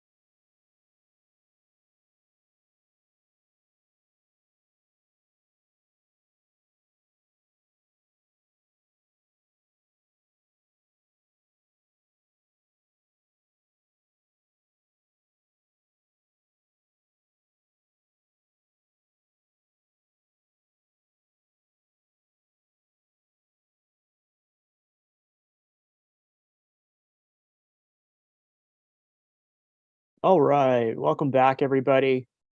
I have 11:30 on my end. We'll cut that break a couple minutes short so we can pick back up at 11:30 on time for our schedule for our presenters. So up next, as we transition from John from Artreach with an awesome presentation and a great story, we're going to be switching over from self-advocacy and turning over into independent living, the topic for this session. So we have Mary Beth on here from Liberty Resources. It's our local Center for Independent Living, or CIL, C-I-L, that you'll hear. I just wanted to check, Mary Beth, is Latoya still joining? Yes, I would think, I haven't heard any otherwise. Yes, Latoya should be joining. Okay, I'll give her an email and then hopefully she'll hop on as we move through here. So I'll still go over intros for the two of you, and then I'll turn it over to you and I'll send her a message as well. So just as we get started, so everybody, we're welcoming Latoya Maddox and Mary Beth Morgan. They're both from Liberty Resources, like I mentioned. Latoya Maddox is an independent living manager at Liberty Resources for Chester, Delaware, and Montgomery counties.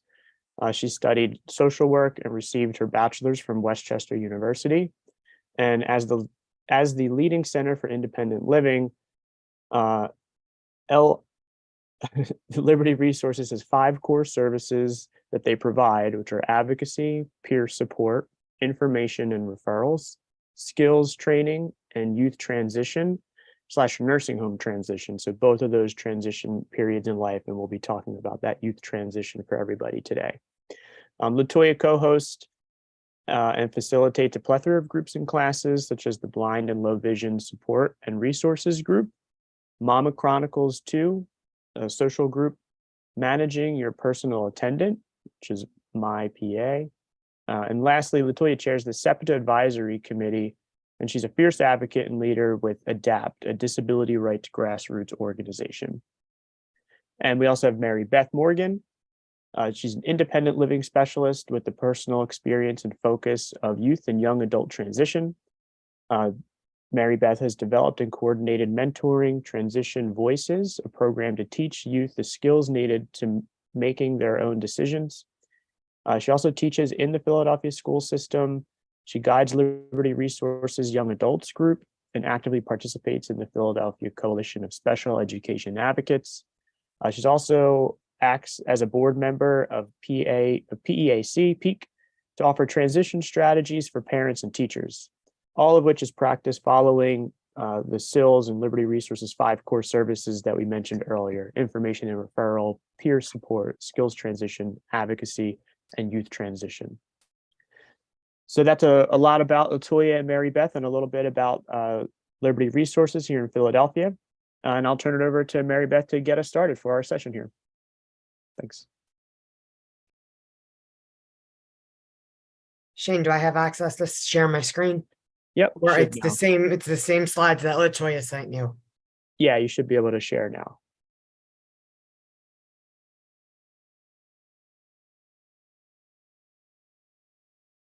Can you see my screen? Yep, good to go, loud and clear. Okay. Well, good morning, everyone. Thank you for joining.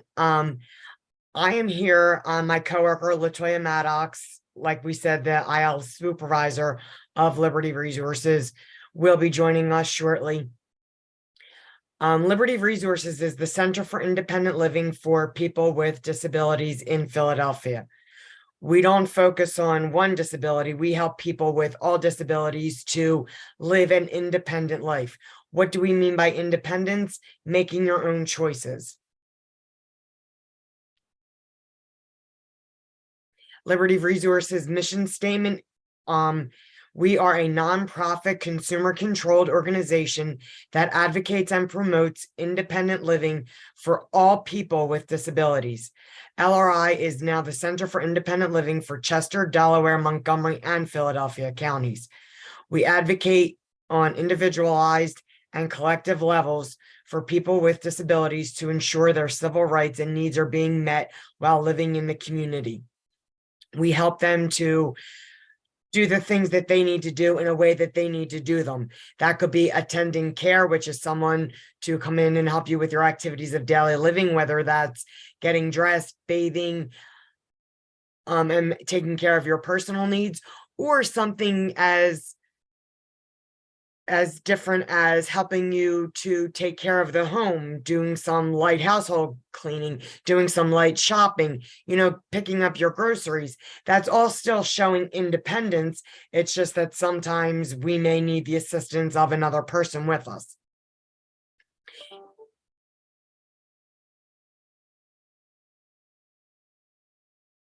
If anyone has any questions at any time, please feel free to unmute yourself.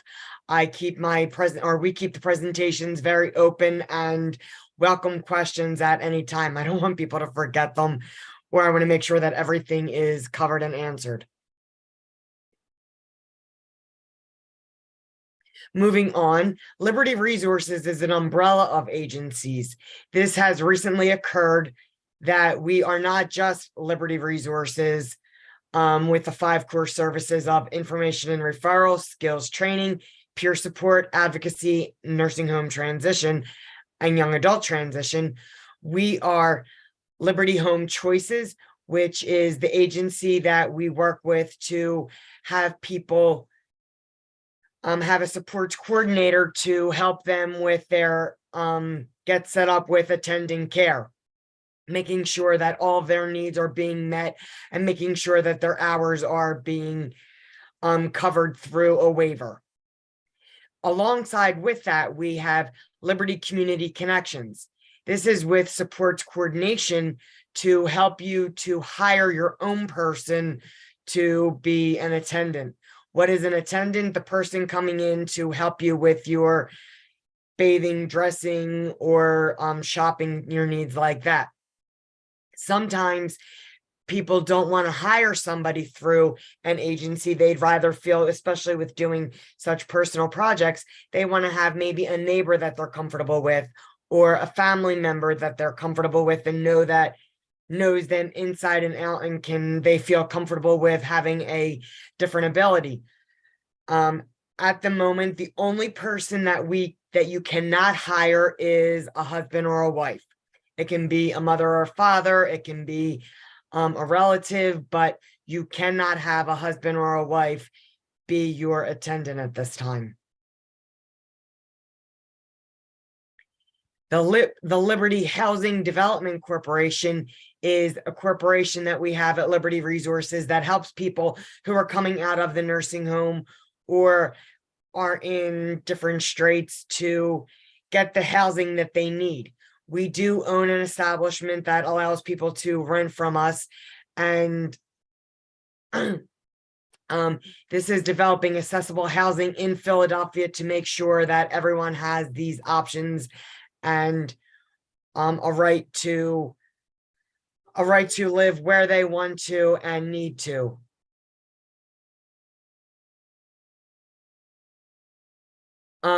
Liberty Resources does have our own housing project. This is all run through Bianca Barnes. We can get you more information about that, and she can work with you as that's needed. Our following umbrella part of the agency is Liberty Wheels. Liberty Wheels, as what WHEEL stands for, movement. We have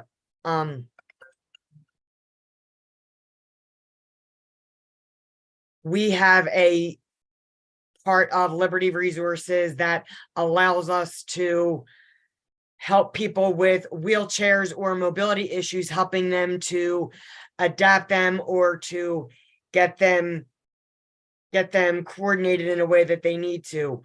Jake Hockel is the developer of this program and will help to restore and repair these wheelchairs and or help to make your home accessible.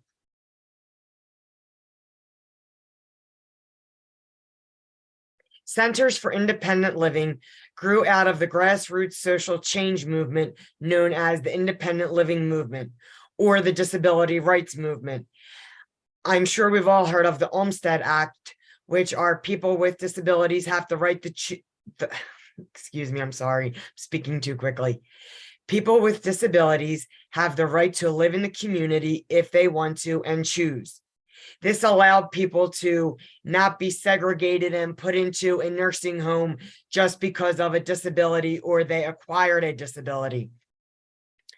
The overall goal is to ensure individuals with disabilities have the same rights and choices to those without disabilities. People with disabilities, I often word it as a different ability. A different ability makes, they do things in a way that works for them. It's no disregard for the word disability, but the word disability means the definition of it is not ability. And I like to think of a disability in a more positive outlook as a different ability. But I am proud to say that we advocate for and are proud of people with disabilities because they do things in a way that work for them and it makes them work. We are rooted in the IL philosophy with 4 key principles: community integration, nothing about us without us. We have informed choice, that we are all adults and can make the choice to live in the community, have an attendant, be on our own, knowing the dignity of risk, that as a person with a disability, I'm making that choice and things are a little bit different for me, and that I may have an issue or I may have to do things differently. But informed choice is the right of anyone, any person living, so we give that right to people with disabilities as well. Consumer control, which is exactly what it sounds like, giving the person the right to have control over how they want to receive them services or when they want to receive them services. Sometimes, again, this has to be done differently with our communication styles, but consumer control is adamantly important to making sure that skills and training are being done correctly. And again, dignity of risk, which I have already described and discussed, having the person with a disability saying that this is what I want to try and what I want to do, knowing both sides of the equation. Again, we have expanded. Liberty Resources now has expanded to 3 additional counties to provide independent living core services to Chester County, Delaware County, Montgomery County, and Philadelphia County. Liberty Resources will serve as one of the largest CILs for people with disabilities in our region. Latoya Maddox is our supervisor, and she primarily focuses on Chester, Delaware, and Montgomery counties. But as the independent living specialist with a focus of youth and young adult transition, I will help young adults in any of these counties with the transition process. And when we talk about making sure that people have the resources that we need, that is sometimes referring them to other agencies, referring them to other resources to use, to allow them to have full independence and make these choices and have their needs met in the way that they need them met. Again, a Center for Independent Living does everything, but we don't specialize in everything, if that makes sense. We collaborate and work with a lot of cooperative agencies and different foundations to make sure that your needs or the person with a disability's needs are met in the way that they need them to be met. These are our 5 core services. I wanted to make sure that it was in a slide so you could have that to back reference, because sometimes like I said, with Liberty Resources doing so much and working on so many levels with people often forget that we can do information and referral. We can do the peer support. We can do the skills training, advocacy, and transition skills. These are all different things that you may need at different times. I was just working with someone yesterday who called me for some information and referral. And when she found out, when we discussed what Liberty Resources was doing, she was, and I was advocating for the rights of the person with a disability that she was finding out information for. She was thrilled to hear of the peer support that I could offer to the parent and the young adult, and from both spectrums, how Liberty Resources is a center that will look at people and offer services to people from every spectrum, and will look at you individually and help you with your needs specifically. Information and referral provides information with disability issues, and we may use outside resources and networks, like I said. This is a specific line that you can call at Liberty Resources. Our 215-634-2000 is the main line for Liberty Resources. If you call extension 325, there is a voicemail dedicated to answering each of these inquiries daily. It's a different specialist within the IL department that will answer these calls, but each day they are answered and focused on to make sure that the needs and rights of everyone are being taken care of. Again, skills training. Liberty Resources offers this individually or in small groups for a chance to learn and practice a wide range of skills needed to live independently in the community. Live in making your own choices. Trainings include health and wellness, cooking, financial management, English as a second language for the deaf and hard of hearing. And we also offer this to the hearing so that they can start learning and understand the simple sign language to communicate with our deaf and hard of hearing consumers. And we have an accessible gardening group that meets once a month that takes off really well and has a great time with going out and gardening and growing fruits and vegetables that we are able to give to our consumers. We are able to give to our coworkers who may need it or just want fresh fruit and fresh vegetables. It's a great healthy way of living. Peer support groups are services at Liberty that offer the opportunity for one-on-one or group sessions. We offer Mama Chronicles 2, which is a group of mothers with disabilities that are raising children, or it's for mothers who are raising children with disabilities to talk about what they're going through, to relate to each other, to maybe get some suggestions on things that they can do for themselves to be the best parent that they can be, and or how to handle different situations that may arise for their young adult with a disability. And I will say that I don't run the Mama Chronicles 2. Latoya and Dominique, two of my great coworkers, run that, but I know that they offered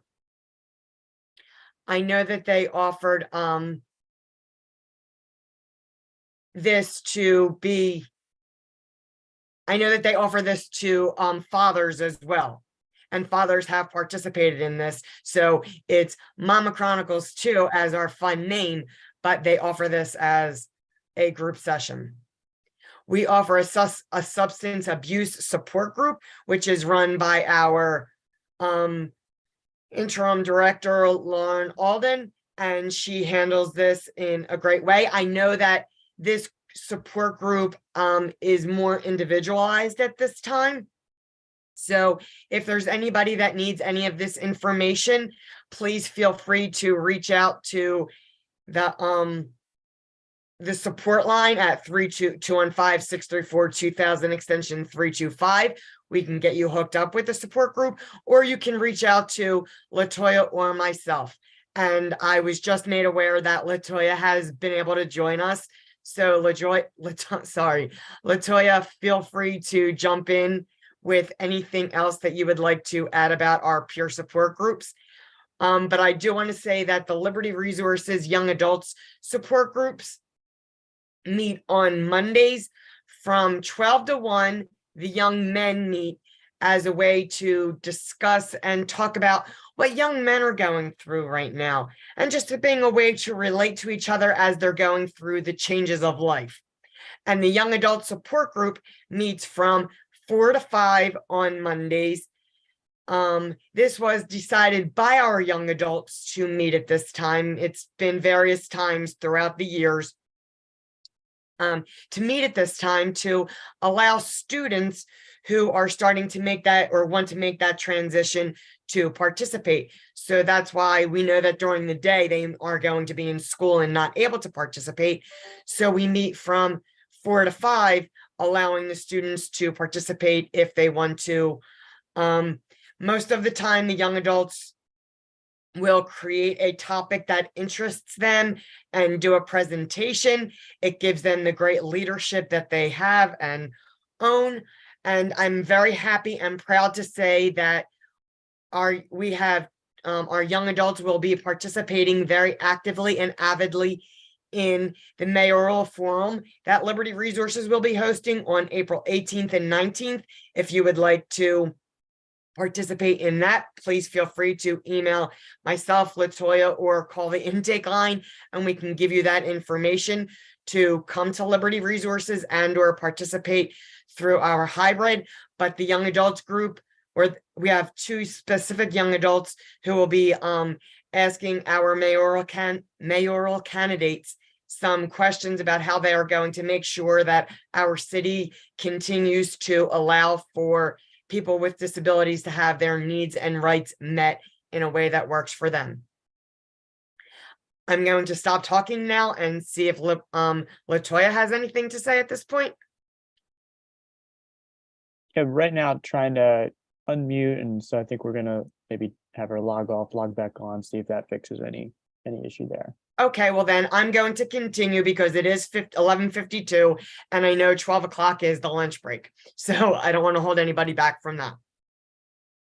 Advocacy is our 5th core service at Liberty Resource. Our 4th core service at Liberty Resources. Advocacy is one of the most important parts of our purpose. Individual advocacy helps people learn how to advocate for themselves and speak up and have their voice heard in a way that they deserve and have a right to be heard.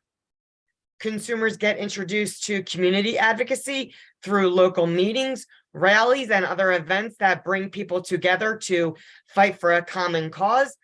One of our community advocacy groups is SAC, the SEPTA Advisory Committee, which Latoya is a part of and president of.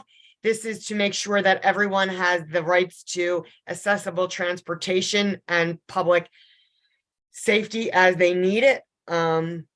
Through systems advocacy and efforts, we learn nothing will change for the better of the systems if we can change it for people with disabilities. This is how we have gotten, we've had a lot to do with getting the curb cuts at Liberty Resources. And yes, that's very beneficial for people who have mobility issues or are in a wheelchair. But this is also a systems advocacy that what about people who are walking through our city and are pushing a stroller or have a food cart with them or something like that? This advocacy helps all people, not just people with disabilities. Youth transition, like I said, is held through Mentoring Transitioning Voices, with MTV for short. And this is a curriculum-based program which teaches high school students and young adults with disabilities the skills necessary to achieve independent living. Independent living is considered making your own choices with higher education and or employment. This curriculum is offered through Liberty Resources, and all cross disabilities are welcome. Mary Beth, I can do the rest of the slide. Okay, Latoya, thank you for thank you. I'm glad you were able to get on. You can finish up. All right. So nursing home transition focuses on reducing unnecessary prolonged institutionalization, educating consumers residing in nursing facilities and facility staff about independent living and community options. Consumers residing in nursing facilities who had the desire to transition to the community make a request to the nursing facility social worker. And once they make that request through the facility social worker, it goes to the managed care, up to the managed care organization level, and the managed care organization will then put in a referral, and either the transition referral will be sent to Liberty or another organization that does nursing home transition. But I think Liberty is one of the CILs in PA that does majority of the nursing home transitions for the Philadelphia, Chester, Delaware, and Montgomery counties. And I'm sorry I'm late. My name is Latoya Maddox. I'm the Independent Living Services Supervisor for Chester, Delaware, and Montgomery counties. Can you go to the next slide, please?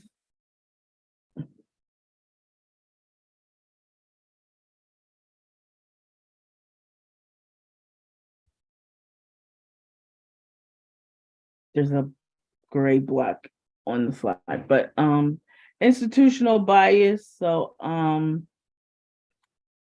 under the current law, people with disabilities are federally entitled to care only in nursing facilities.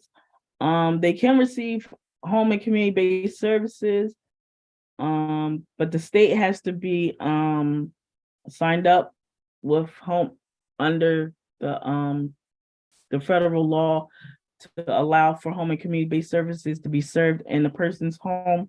In a lot of states, they're not under that. It's called money follows the person. So the money that individual would get if they were living in the institution, they can receive it while they're living out in the community.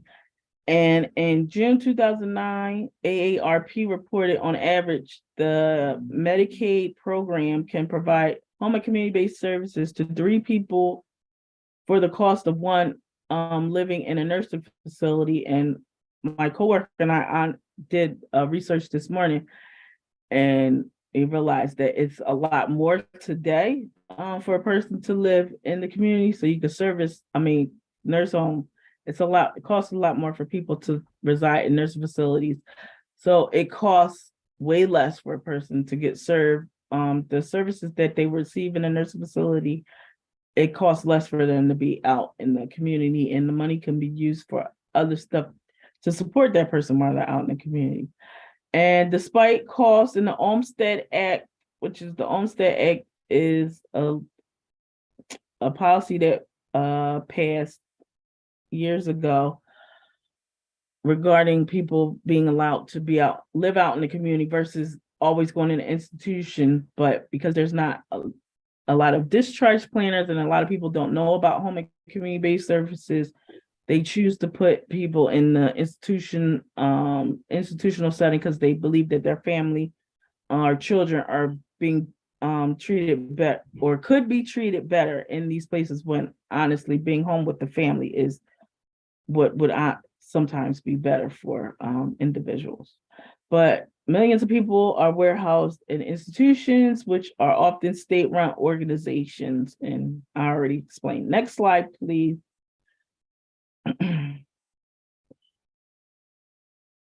Mary Beth did go over a lot of the Liberty Resources advocacy with SEPTA, and I do currently chair the SEPTA Advisory Committee. So if anybody's having any issues when it comes to CCT or the SEPTA key card or the CCT key card, you can reach out to Mary Beth, and Mary Beth can forward the emails to me, and I can either give you the information you're looking for, or I can forward it to SEPTA and ask them to follow up with you on any issues that you're having with SEPTA. Next slide, please. One Step campaign, which was established here in Philadelphia, and due to consumers not being able to have proper access to businesses that they choose, and they wanted to go in and buy stuff from these organizations, but they had One Step. If businesses have One Step, basically, if the business has one step and a person wants to go in to buy it, there's a policy that we now have in place where we provide information to this or to the business about how they can become accessible, the resources and tools on how to become accessible.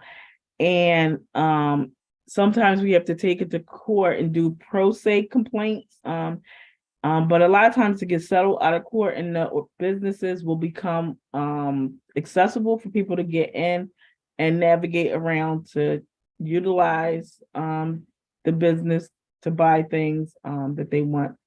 But sometimes they do have to go to court. And when they do have to go to court, we help them along the way. We write letters, help the consumer, the individual write letters and things like that. Next slide, please. All right, and this is something that we just won for Philadelphia. So LRI and disabled partners, partnering groups in Philadelphia.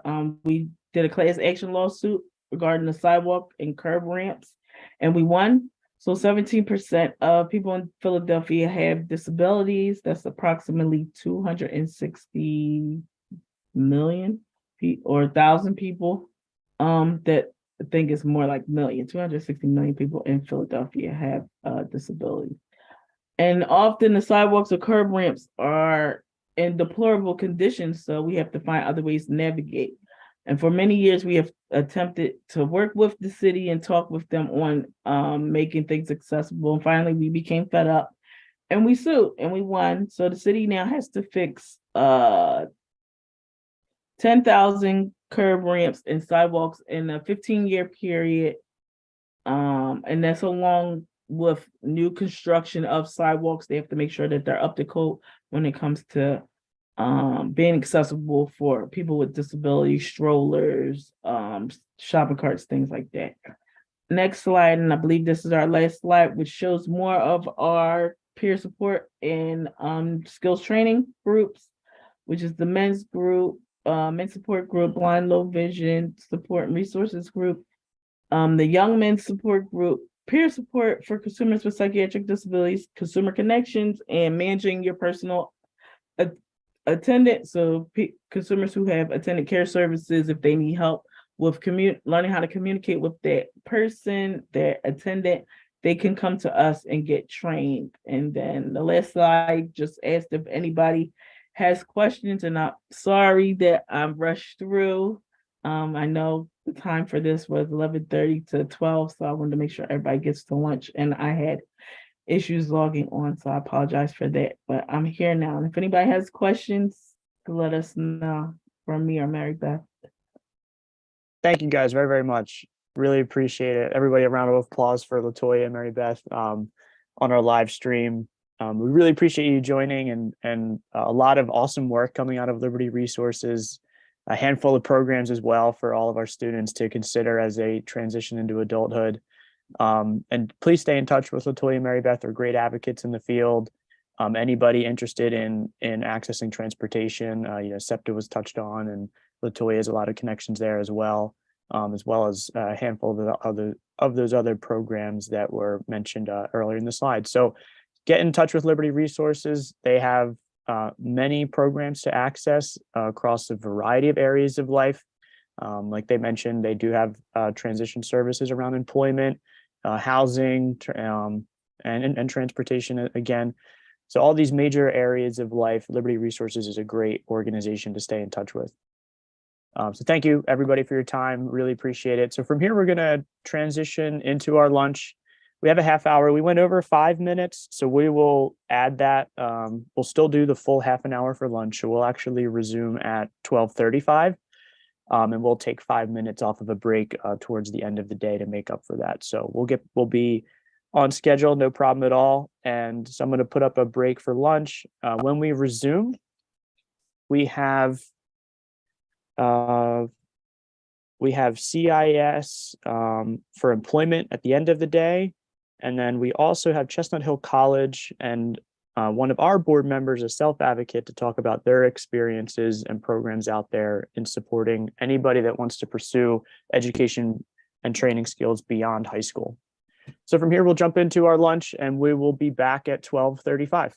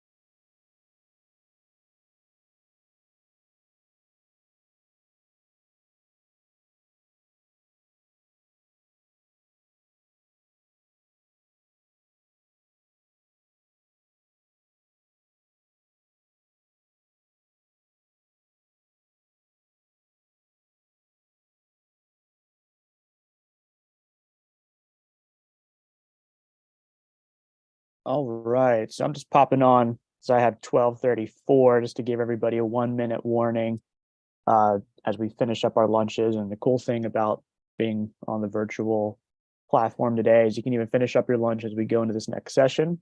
But I'm gonna let one more minute ride out while we get settled back in, and I'll be right back with our next presenter.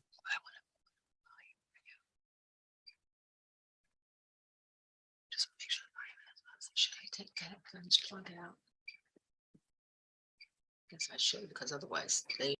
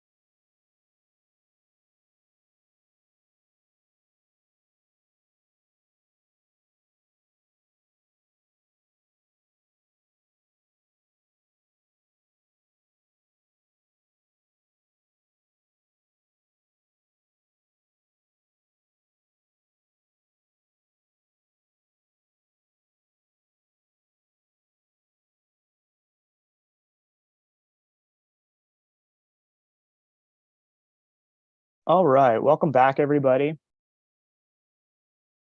We're gonna transition from our lunch break into our next session down the home stretch here in the second half of our day. We'll have two presentations to finish out for the afternoon. Up next, we have Chestnut Hill College and Angel Graham, who are going to talk about education beyond high school and what options are out there for individuals and supports and services to explore and to consider as you think about those next steps in life beyond high school. I'm going to stop sharing my screen here. And we're going to give an intro to Angel to get us started here for the day. Hey, Angel, I see you joined us. Happy to have you. So very quickly,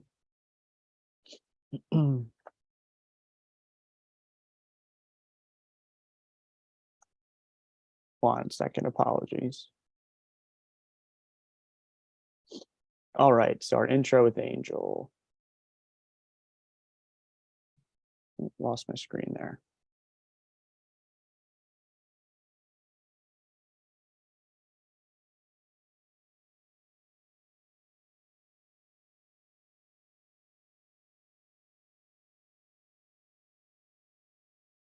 All right, so Angel Graham. In 2021, Angel Graham obtained her master's degree in forensics medicine from the Philadelphia College of Osteopathic Medicine, PCON, if anyone's familiar, at the Philadelphia campus. In 2016, she completed her undergraduate studies in environmental studies at Mitchell College in New London, Connecticut. Angel's had previous internship experiences at the Denison Pequot-Sepos Nature Center, I know I messed up that word, in Mystic, Connecticut, the Fairmount Waterworks in Philadelphia, PA, and St. Christopher's Hospital in Philadelphia, as well as virtually through the University of California, Irvine's Ethics Center. Angel proudly serves on the board of directors for the ARC of Philadelphia and is a member of the Montgomery County Anti-Human Trafficking Coalition, MCAT's, education team and serves as a forensic education outreach assistant for women in forensics. She has 4 years of customer experience and is currently working as a customer service representative at an IT call center helping individuals apply for state benefits. Ultimately, Angel plans to work for the Pennsylvania Innocence Project, helping individuals who have been wrongly convicted for the National Center or the National Center for the Missing and Exploited Children. Awesome work Angel has and amazing experience, and we're looking forward to hearing Angel's story today as we jump into education beyond high school. So from here, I'll let Angel take it over. I believe you have some slides as well. After Angel kind of closes out her conversation, we'll switch over to Chestnut Hill College. We have Sandra on the call as well, and we'll touch on some supported educational programs as people may be interested in earning degrees beyond high school. So Angel, I'll let you take it over from here.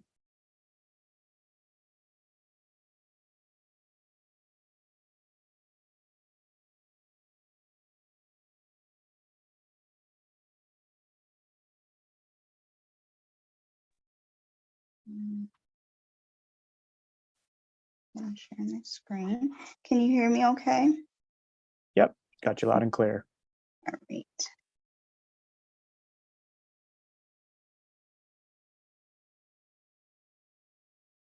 I'm trying to share my screen. It won't allow me to share my screen. 1 moment. Yep, take your time. My apologies. 1 moment. It's not allowing me to share my screen. Okay, I can bring it up and you can walk me through the slides if you want. Okay, perfect. Yeah, sounds good.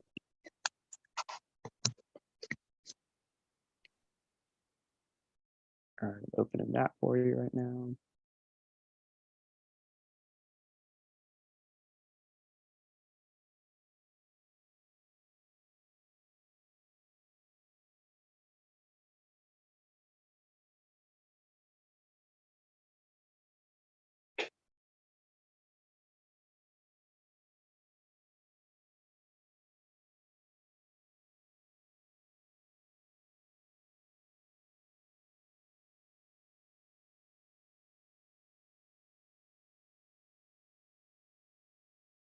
Okay, how's that? I don't see anything. No, let me. It's just white.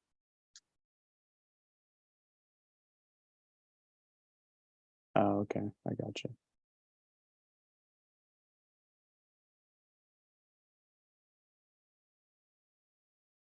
There we go.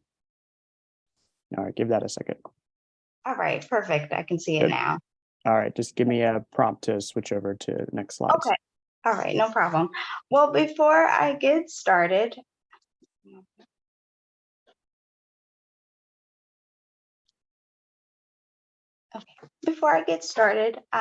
discussing my post-secondary educational experience, I want to first thank Shana Michael for allowing me to speak on this platform today and everybody that is watching in the virtual realm.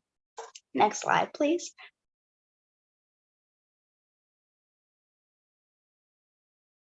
And here is a just brief table of contents that I'm going to be discussing in my presentation, such as my education in the School District of Philadelphia, from Widener Memorial School to Lincoln High School, my undergraduate studies at Mitchell College, campus life and accessibility, my graduate studies at PCOM, PCOM, campus life and accessibility there as well, and some tips that I'm going to share with you, and ultimately my contact information. Next slide. Education in the School District of Philadelphia. Let me just briefly discuss my connection with the School District of Philadelphia. Firstly, I am a Philadelphia native, born and raised in Philadelphia, Pennsylvania. I was educated at Widener Memorial School from kindergarten to the 10th grade. So I was there for like 10 years. Widener ultimately sparked my interest in STEM, science, technology, engineering, and mathematics, science. Ultimately, it began, I laugh because this is such a dear memory to my heart, when we were required to do a science fair, like in middle school. And I decided, it was part of like our grade for our science class, of course, and then just generally the school decided to do like a school-wide science fair. So I decided, being the inquisitive person that I naturally am and still are, it still is, to do my science fair project on DNA. And I took it upon myself to make assemble an actual DNA kit with the base pairs and all of that, and have the research, and it was amazing, and it just opened up my eyes to science in general, and the bug bit me at that point, and I loved it. And also, when I was a freshman at high school, I joined like this program, the CSI club rather, it was a club where we learned about crime scene investigation, CSI. And that ultimately started the ball rolling with my interest in forensics. At one point, we actually had like a mock crime scene, and I was obsessed with CSI at that point in my life.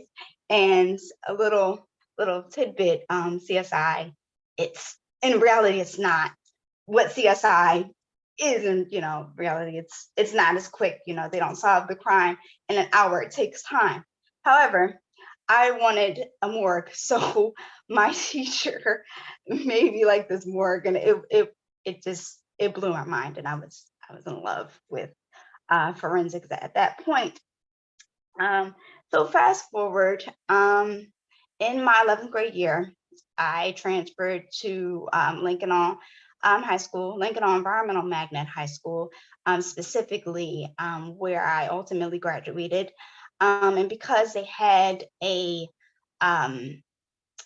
their goal was to really drive environmental science, that's where my interest in environmental science got sparked, and the conversations began of like, what was I going to major in when going off to college? Both schools helped me to develop my sense of self and sense of advocacy as a person with a disability. Full disclosure, I was diagnosed with spastic dysplasia cerebral palsy soon after I was born. So it definitely helped me, and my family and my village definitely helped me develop my sense of self and self-advocacy.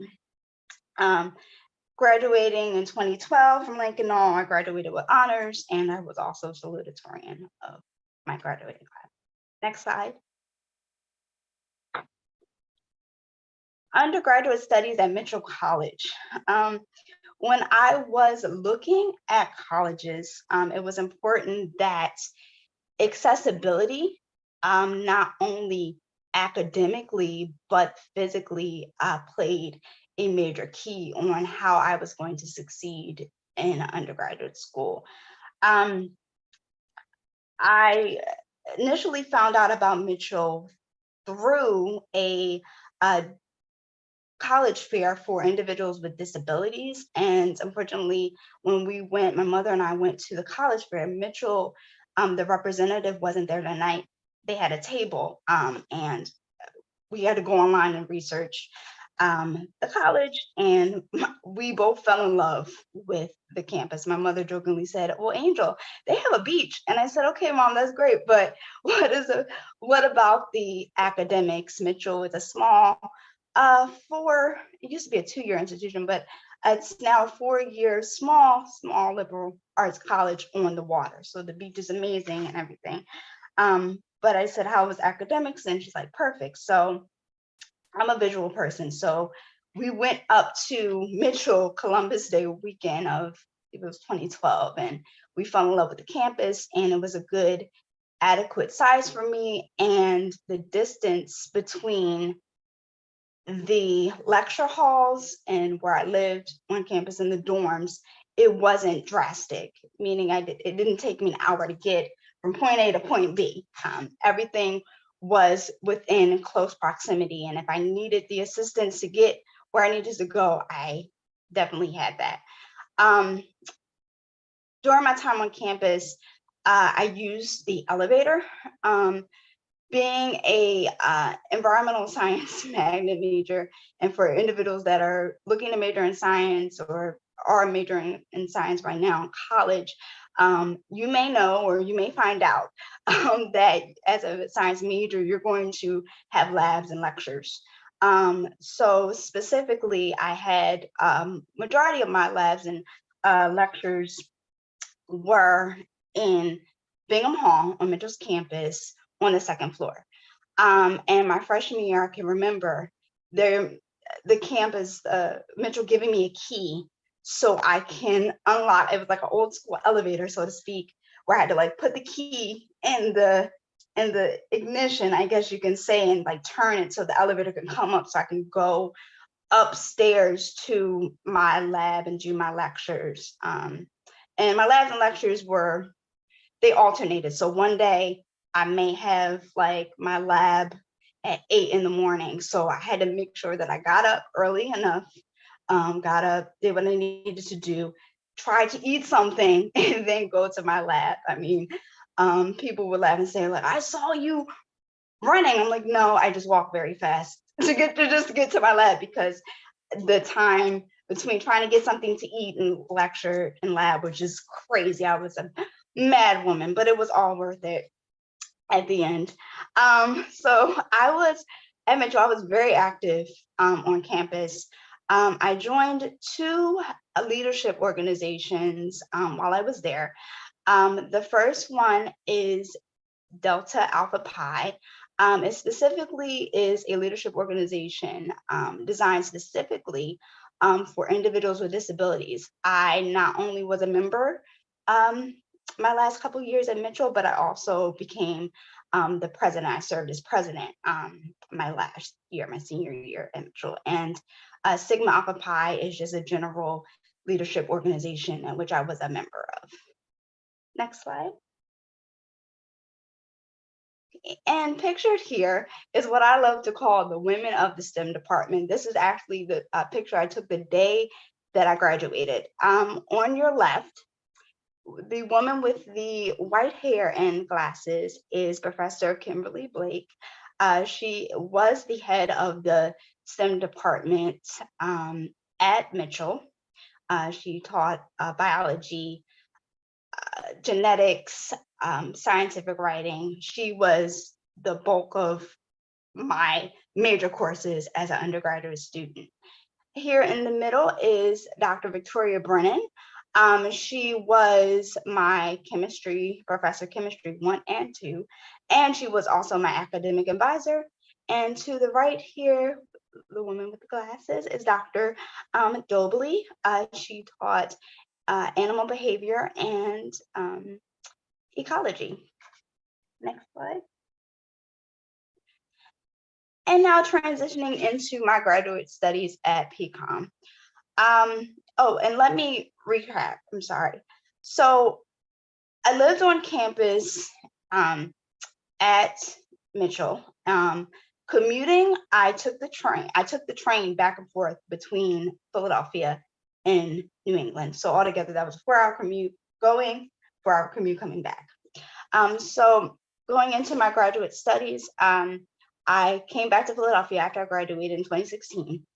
And I did not live on campus. I had to commute. Everybody has to commute at PCOM, essentially. I think now they have developed on-campus housing, but at the time that I was there, there was no on-campus housing. I had to commute by paratransit CCT to get to campus. Again, I was very blessed to have a small campus size. All of my classes were in one building on the 2nd floor. But then again, you know, I used the elevator. They had 2 elevators. And if anything, you know, were go awry with the classes, they would make the schools make the accommodations and make sure that, you know, I could get to, it was accessible for everybody. I was active on campus in relation to like forensic medicine activities that our program specifically had. For example, I participated in our alumni day, where we actually have like everybody that graduated from PCOM, like the doctors and everything, they come back and we have like an alumni day, like specifically like what the different programs are doing. So one year I volunteered, we had like I would call it forensic reenactment, where alumni we had different scenarios of like manner of death and cause of death, and you know, just setting that up, and also being participating in our ballistics day, where at the end of the culmination of our on-campus studies at PCOM, we would do We would have different people come out from the fields and have a table on ballistics, have a table on, environmental forensics and things like that, and just being active in that. And next slide. And here are some tips that I wanted to share with you all, that it is very important to volunteer even before you get to college. Even if you're in middle school right now, it's important to start developing relationships with your teachers, if in high school, middle school, counselors, people that you trust and has your best interests at heart. Because letters of recommendation, whether you're going to go to college, whether you're going to seek employment, those play a significant role in networking for the future. And it also, looks good on a resume, and it makes you well-rounded. And that could lead to employment. I always tell myself, no volunteer experience is a bad volunteer experience. You're always going to try to always gain a new skill. You will, in fact, acquire new skills without even realizing that you have obtained new skills by volunteering. And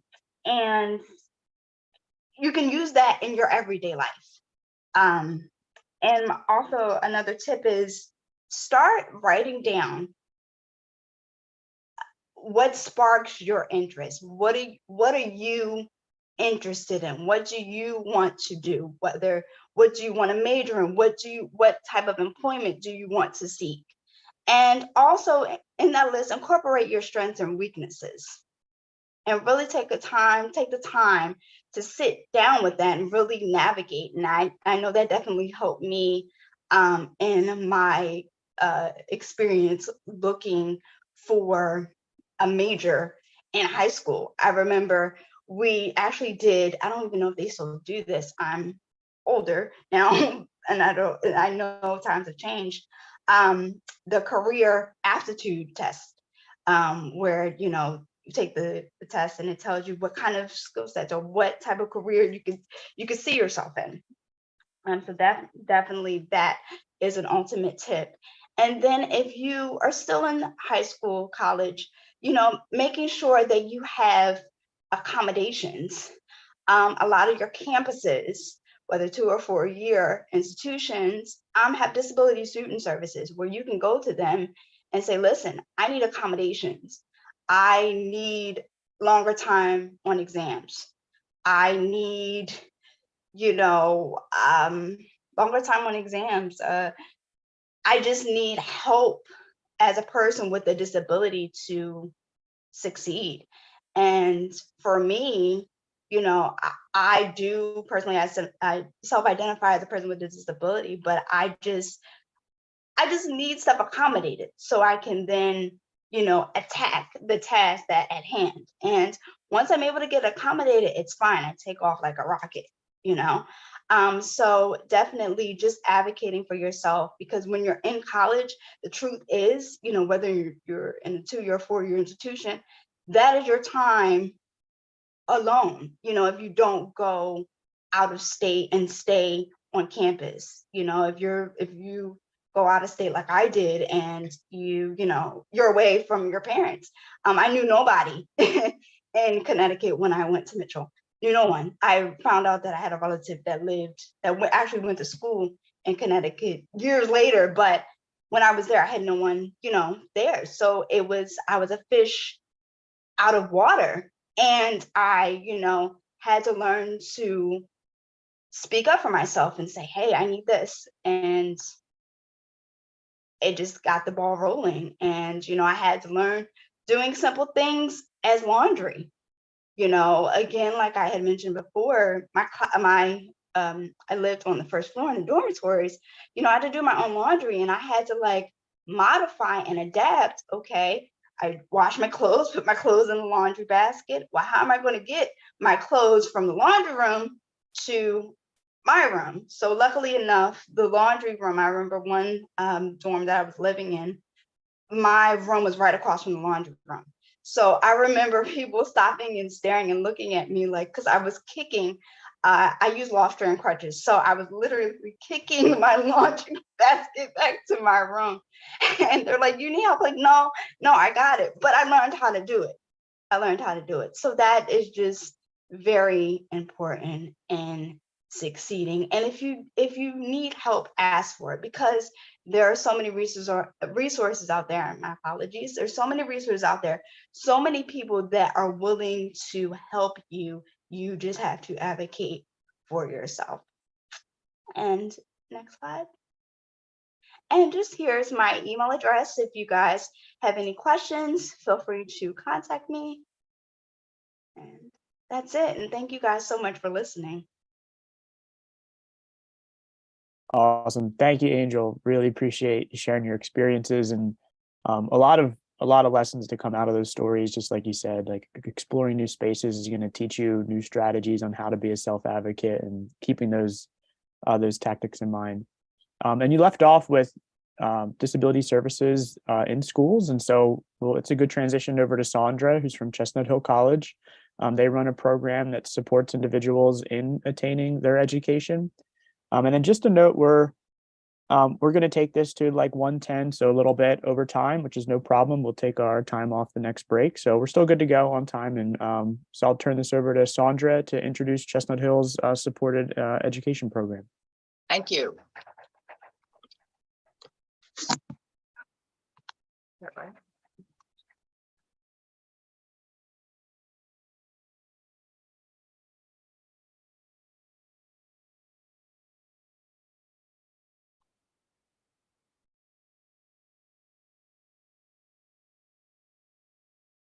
Can you hear me?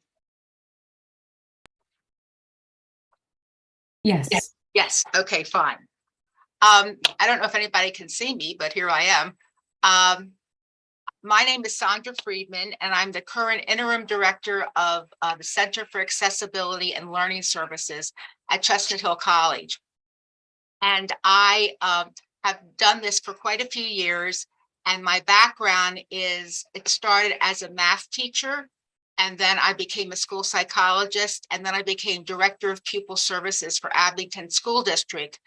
And when I retired from Abington School District, I did not like the fact that I was retired, because I'm a workaholic. And I said, where do I want to be? And I want to be with young people. So I came to Chestnut Hill College as a math instructor. And then I saw that there were opportunities to work in the Disability or Center for Accessibility and Learning Services centers. And I signed up for it. And here I am today, loving every minute of it. One of the things that you should be aware of, which separates out the K through 12 program, which, as you now have heard, from which I come, is that at the college level, students have to self-identify. And so that means that we're not going to go out looking for them, and we're not going to take their paperwork from high school and say, oh, where are you in the college? They have to bring back to us, or at least stop in and let us know. And then we will help them access their paperwork so that we can sit down with them and see what they need in terms of accommodations for our college and for their college setting. We need things like the psychological evaluations, things that you're very familiar with at the K through 12 level.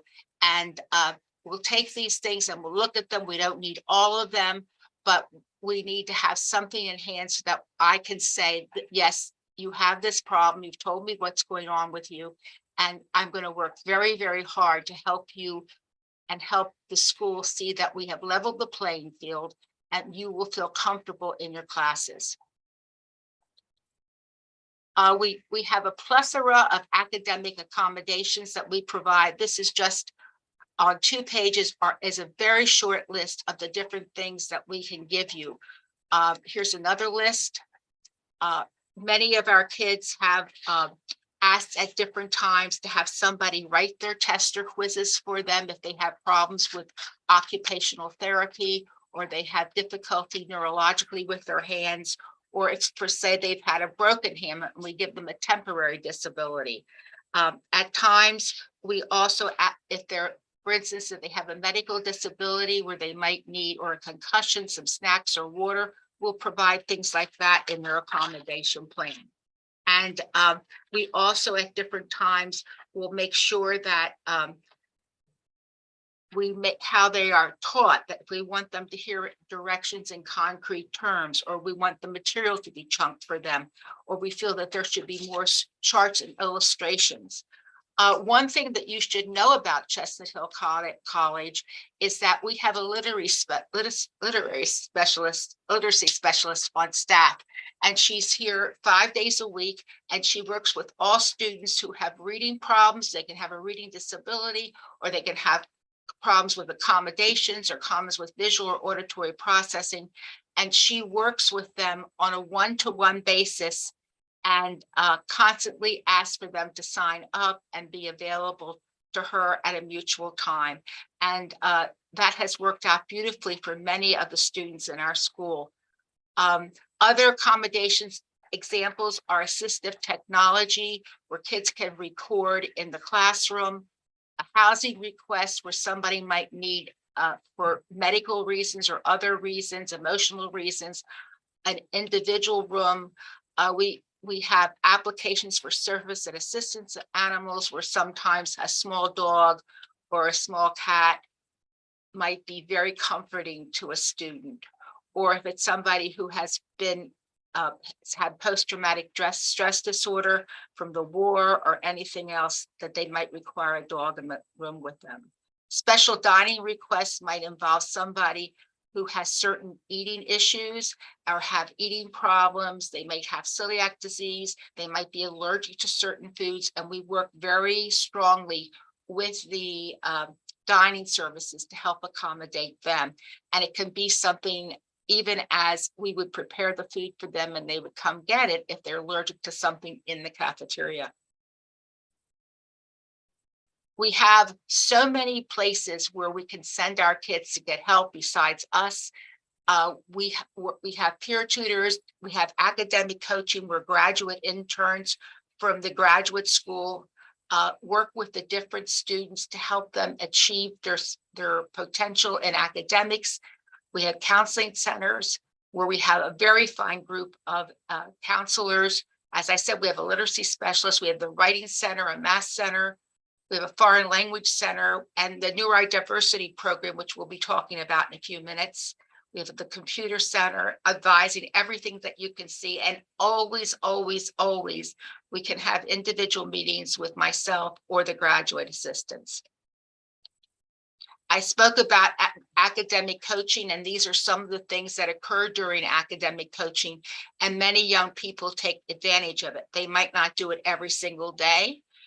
They might not do it every single week, but throughout the year, many of them come to our offices to work with the graduate interns on academic coaching. This is our team. I'm the interim director. Laura Sybil, who I'll be talking about in a few minutes, is our associate director. Lisa Dunkels, our literacy specialist, and you can see the names of our lovely, lovely graduate assistants. This is our these are our websites that are available to you for contacting me or Laura or any of us. Mine is friedmans@chc.edu, and we are a very open, warm, and welcoming college. I can't say enough about this small college. We have a very strong mission of dear neighbor and treating every student like they're part of the village and loved. And if you have any child who would benefit from this type of environment, whether they have a disability or not, I highly encourage you to come visit Chestnut Hill College with them. I can't say enough about the people that work here and how open they are and welcome they are. So there are no questions, I found out. So if you have any specific questions, please write to me. And now I'll talk to you about Laura Sybil. Laura could not be here today, and so I want to talk to you about her program. It's a new program. She's been here a year and a month, and she has developed this program on her own, and it's a program specifically dealing with neurodiversity. Laura has her Master's of Arts in Speech and Language Pathology. She has her Bachelor of Arts in French Language and Linguistics. She is certified as a youth mental health specialist, autism spectrum disorder clinical specialist, a relationship development intervention specialist. She worked for the Maryland Department of Education, where she was the instructional specialist in autism for the Prince George's County Public School. And she speaks all over the country. She's on panels all over the country. She has already written at least 2 books, and she has taken this college by storm and developed such a wonderful, wonderful program for us here. So she's not able to be here, but you will now hear from her as I play her video. Hi, everyone. My name is Laura Sibold, and I am the Associate Director of the Center for Accessibility and Learning Services. Yes. I only see like a blacked out square.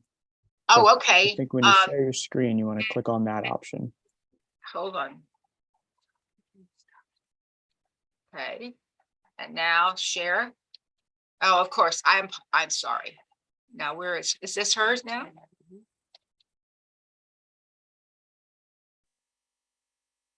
Better?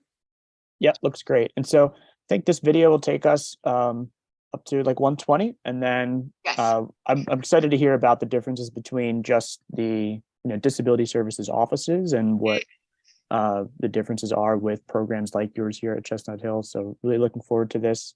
And then after that we'll transition onto our next session. We'll push that back to 1:30. We'll start that to give this video some time here. Okay, and could you hear Great. me and everything like that? Yep, we hear you fine, and we have the video audio working as well. Okay. Here at Chestnut Hill College. I'm here to talk to you a little bit about our neurodiversity college program. So thanks for joining me today. I'm so sorry I couldn't be there with you. Maybe next time. Okay. So let's talk a little bit about this term neurodiversity. It's essentially the concept of celebrating brains that are different. Not everyone's brain works the same way. Everyone has unique traits, unique skills in the ways that they use their brain, interpret the world, and interact with the world around them.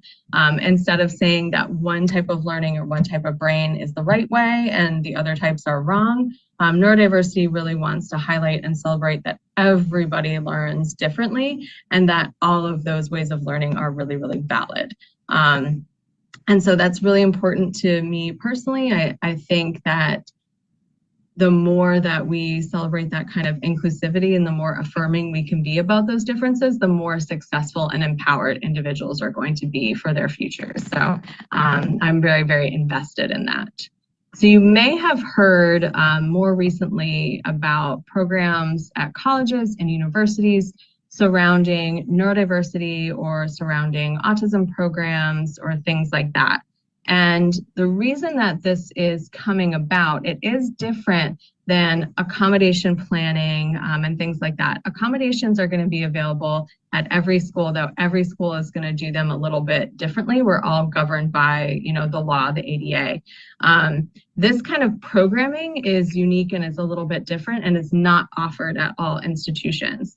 What colleges have seen in working with neurodivergent individuals or students that learn differently is students weren't generally being successful. They weren't, completing all 4 years, or maybe were dropping out early, or just reporting that they're not doing as well as they would have wanted to do. So they did some research in 2018 and 19, like, why is this? What's happening? So students reported feeling not supported in the ways they wanted to be. They reported needs beyond just academics, which primarily you have focused on supports in academics in college. Students were saying, navigating the social environment is really different. Understanding my emotional wellness, my regulation, being my authentic self, not masking, my specialized interests in those things was difficult for them. And also having to live independently, the organization and those executive functioning pieces, and living in a dorm or living even in an apartment or shared campus housing, those were all really complicated pieces. You had high anxiety with transition and changes in expectations. And students were reporting a desire for more affirming spaces, for faculty and staff understanding what it means to be neurodistinct and neurodiverse, and then opportunities for them to be authentic themselves. And of course, you're seeing now overall, students having higher co-occurring mental health needs, and this was consistently apparent with the neurodivergent population as well, and so that has continued. So just some interesting information. Worldwide, about 15 to 20% of individuals are considered neurodivergent or have like a way that they are learning differently or their brains are working differently. So it's a really high percentage of the population, about 1 in 5 individuals. However, they frequently face unemployment or underemployment up to 85%.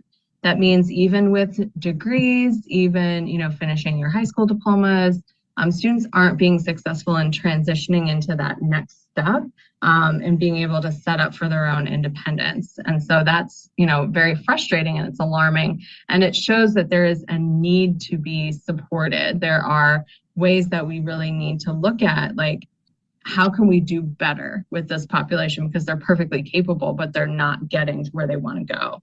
And so Chestnut Hill, we developed a program looking actually at Mercyhurst University was one of the first places to do this kind of A's breakdown, which is academics, independent living, social interaction, and emotional wellness. And we added on this creation of an affirming campus. So it's not just about a specific program that students are tied to. Yes, we provide individualized student support. However, we look at the campus as a whole and how do we create an inclusive and affirming campus.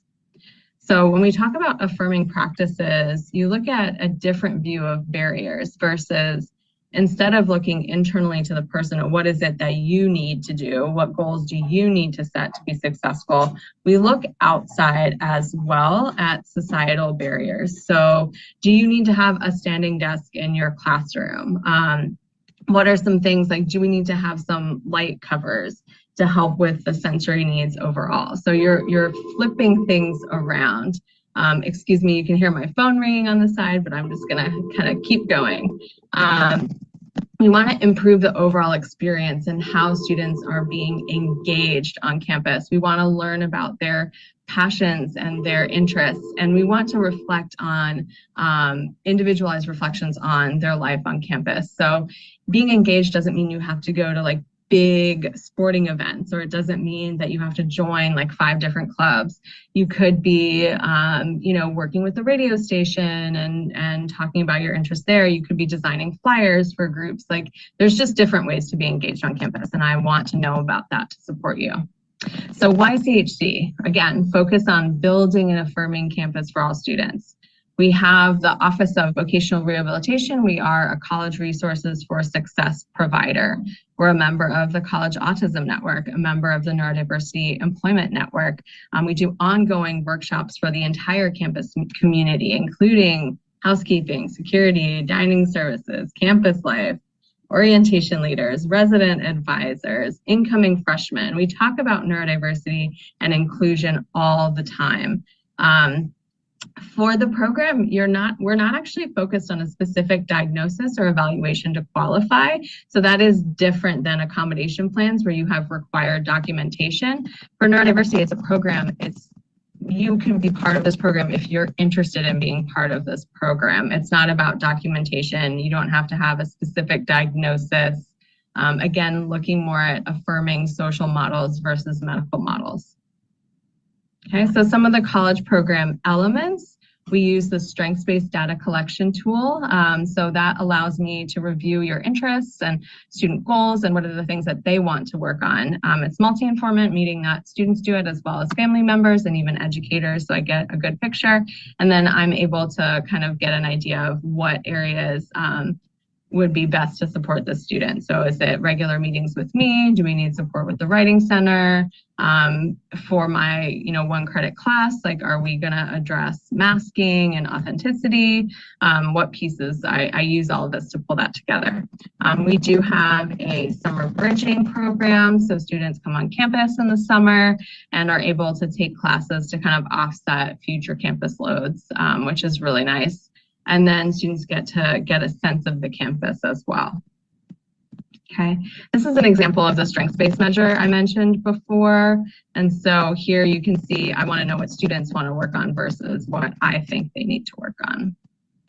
Right, so I mentioned the credit-bearing opportunity. So offering a one credit course all 4 years using different curriculums to support student learning. And I use the SBM to really inform what my curriculum is going to look like. We have experiential learning opportunities, guest speakers. I do a lot of like facilitated problem solving and real world problem solving with like what's happening on campus, what's happening in student lives every day.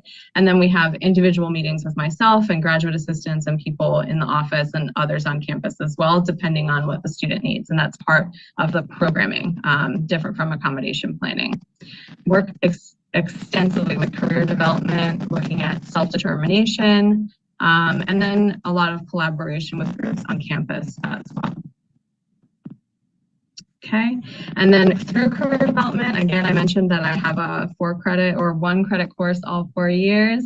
And so we work with them on the focus program and then internships and resumes, networking, and then finally interviews. So those sections are kind of incorporated within the class over the 4 years. Okay, we also have outside employment connections in order to start the kind of job application process and start getting those internships rolling, and then job coaching and mentoring as well. So this is a quote from one of our current students. The CHC Neurodiversity program has given me the right set of actions, a good plan, and an organized schedule for my path in CHC to go flawlessly. And she's currently the president of our Neurodiversity Club, and on March 16th is going to be part of our lunch panel for our symposium. So our students are getting involved in great ways to bring awareness to the campus. So I have information on how to apply here. You can just go on the website, you apply through CHC, and then we follow up afterwards with your interests. So I'm going to stop there. It's been really wonderful getting to share this information with you. And you're going to hear from my colleague. If you have questions, you're welcome to reach out. She'll make sure to share my contact information. So you guys have a great day. Thanks. Bye.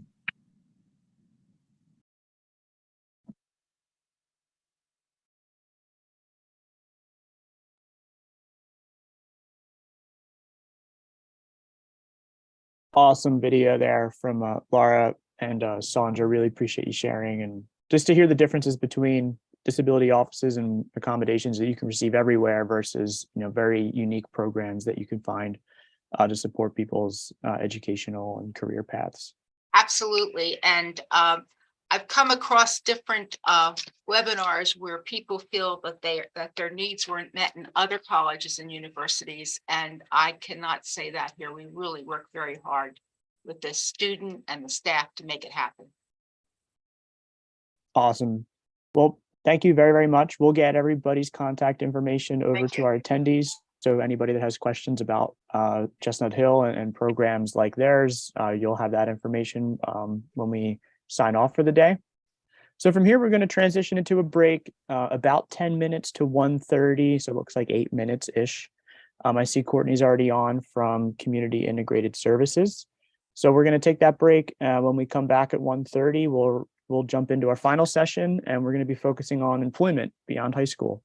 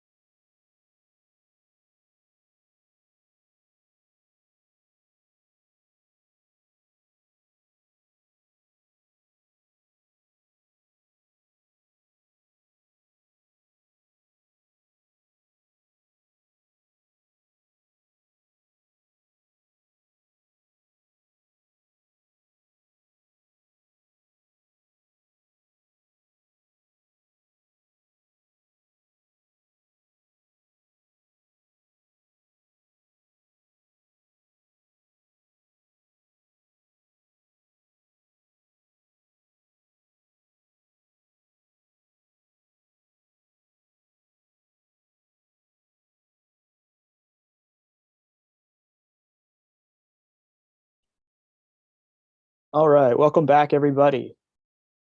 That's our last break for the day. Very excited to be down on the home stretch here and appreciate everybody hanging out with us for the afternoon. So from here, we're gonna switch over into our last session. After this session, we're gonna give LaQuenta Montanez from the School District of Philadelphia a few minutes to say some closing words as well, and a couple thank yous, I'm sure, for all of our presenters and great guests today. So for our last presenter, I want to bring Mike from the ARC of Philadelphia on here to give an intro and bio. I see Courtney from CIS is with us. So I'll turn this over to Mike for Courtney's intro, and then Courtney, the floor will be yours. Hello. Courtney works for an organization called Community Integrated Services, also known as CIS. It's one of the largest Philadelphia area job search and job support agencies assisting people with disabilities in finding and succeeding in employment. Their mission is to empower people with disabilities with individual employment opportunities and foster self-sustaining equality and community. And take it away, Courtney, and thank you for joining us today. Thank you, Mike. All right, let me see if I can get my PowerPoint going. Hold on. All right. Oh, wait, let's see. Share.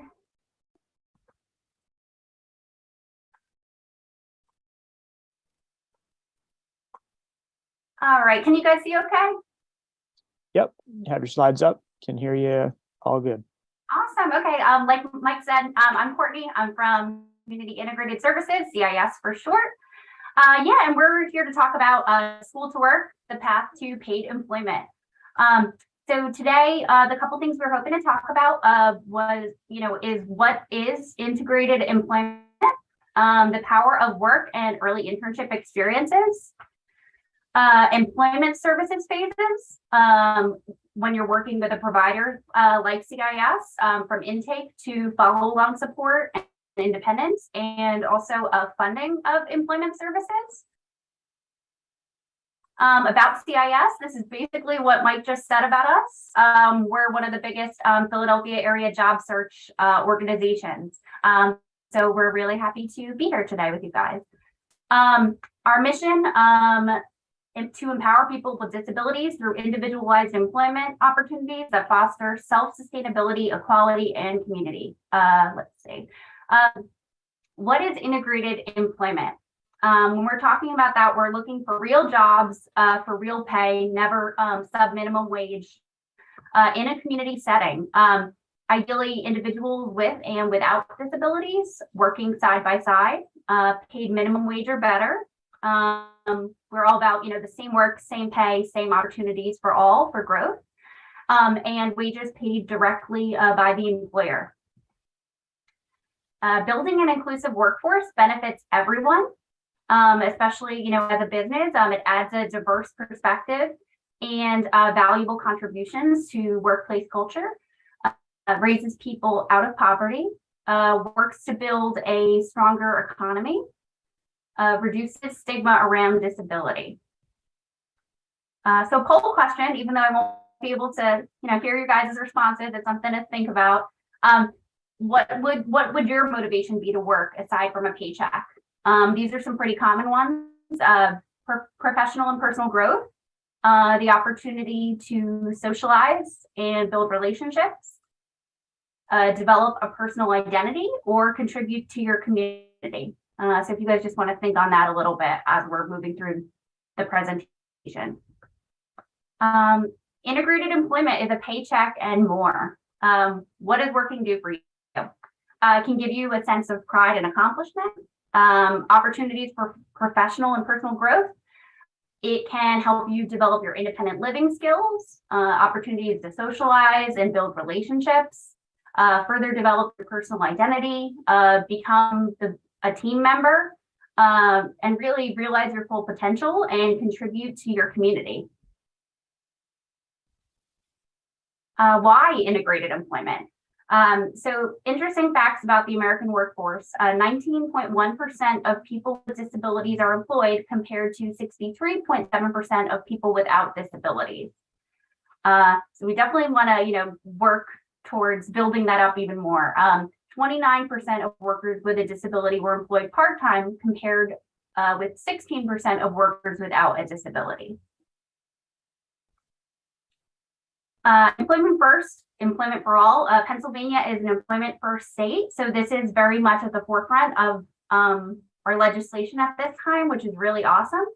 So we believe in, that for the full inclusion of people with disabilities in the workforce, that everyone, regardless of their disability, has the right and responsibility to contribute to their community with access to appropriate supports, and also equal access in the general workforce with zero exclusion, regardless of the significance of the person's disability.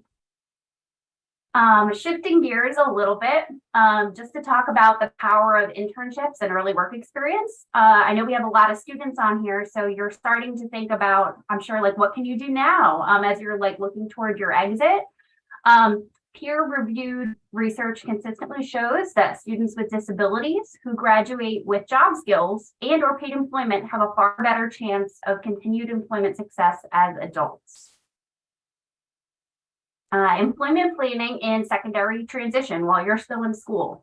With the goal of preparing students for adult life after they leave high school, the following is necessary, which is early comprehensive transition planning, academic instruction, and complementary community experiences to help clarify and support students' goals.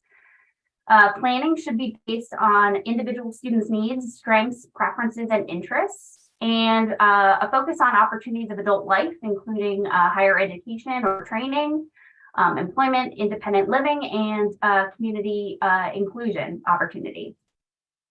Early planning for employment. We always say that interagency coordination is key, especially as you're preparing for your exit, including those important team members in your IEP meetings, of course, the student, their family. OVR, the Office of Vocational Rehabilitation. Each school should have a counselor that can attend IEP meetings for your students, as well as adult long-term funders where appropriate.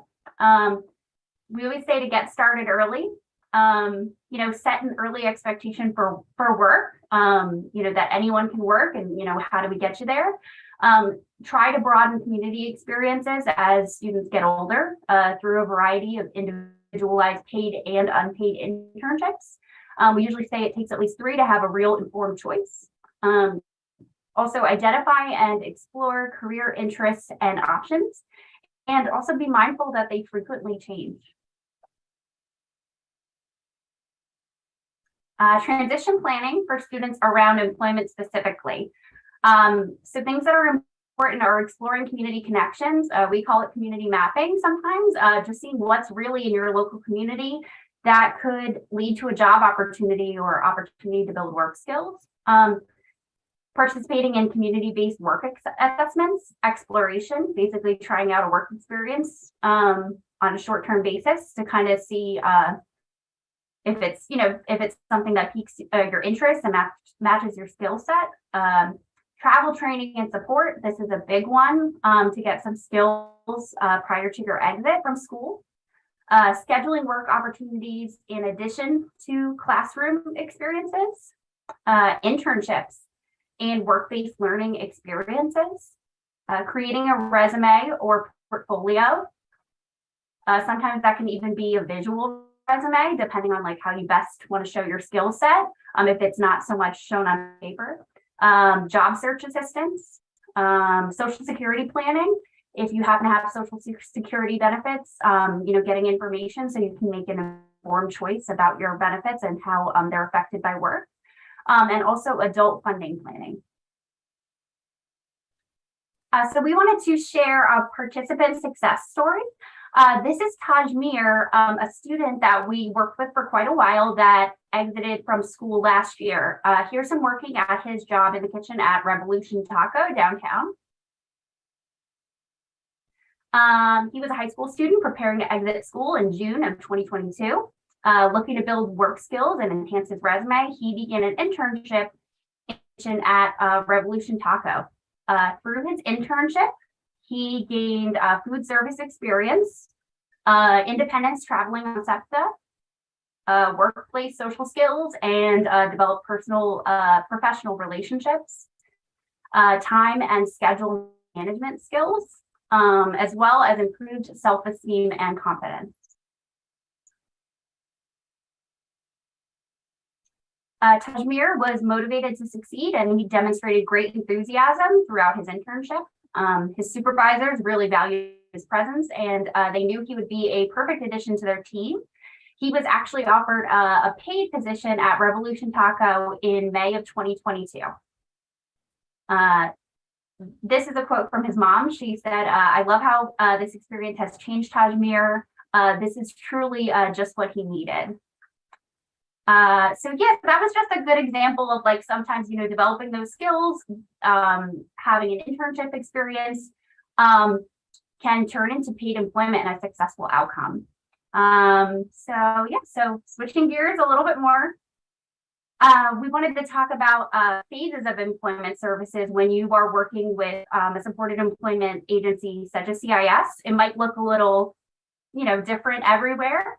But this is kind of how, you know, our agency supports people in different phases of being successful in employment.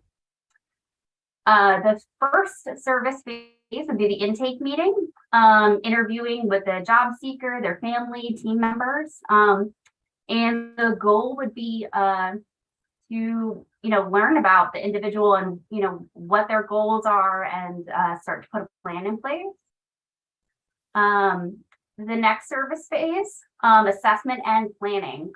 So these are the big pieces of the puzzle to get services in place. Transportation planning, community-based work experiences. We'll get into that a little bit more. We've talked about it. Discovery, which is another service that's a little more specialized to kind of like figure out people's unique skill sets and interests. Job shadowing, we'll talk about a little bit more. Informational interviews, as well as benefits counseling, which we discussed a little bit earlier regarding, you know, making an informed choice about work and your benefits. Okay, so for assessments, really it's about trying real jobs in the community. The goal to identify and assess the job seeker's skills, abilities, preferences. To see if, you know, what they're trying out would be a good fit for them, and if their career goals, you know, seem like it would be a good match for what they're interested in doing. Informational interviews. It's an opportunity to connect or interview a professional in a career of interest. Definitely, we want the job seeker to be present and actively participate. Benefits of it, it's a great way to learn about a job, field, business, career path, just through conversation. And, you know, just real-time observation in an actual work environment, ideally. Job shadowing. And these are all things that you can do while you're in school too, like, you know, interviewing a professional in a field of interest that you'd like to learn about, or trying to set up, you know, a job shadowing experience to try something out to learn more. The job seeker shadows a professional as they work. You can get real-time explanations of how the work is performed, and you could even be asked to assist. Usually it's a half day's work, maybe 3 to 4 hours.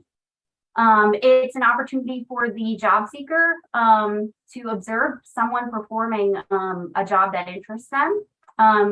It's great because it involves learning through real-time observation in an actual work environment. Okay, service phase, job development. This is kind of the more basic path, but of course we want to start with building a resume. That can look different for every person. Applying for jobs, working with CIS, you know, we kind of do that hand in hand with you, reaching out to local businesses, you know, to kind of see if we can, you know, help find a great match for all of our participants. and interviewing, as well as, in the next starting your career. Job development, successful outcomes. We always lead what the person that we're working with can do. We want to make sure that the employment opportunity is a great fit, not just what is readily available. And we also say everyone is a potential job lead, whether it's like friends, family, people in your local community. It's always great to talk about your work interests, and really anything can lead to a job. So we wanted to share this video for you guys. Let me see if I can get it going. There we go. This is a video from, we had an Aramark job fair where I think it was 30 people, quite a few young adults too, were hired. So I'll play that for you guys right now. And it just kind of shows, some of the excitement around getting hired.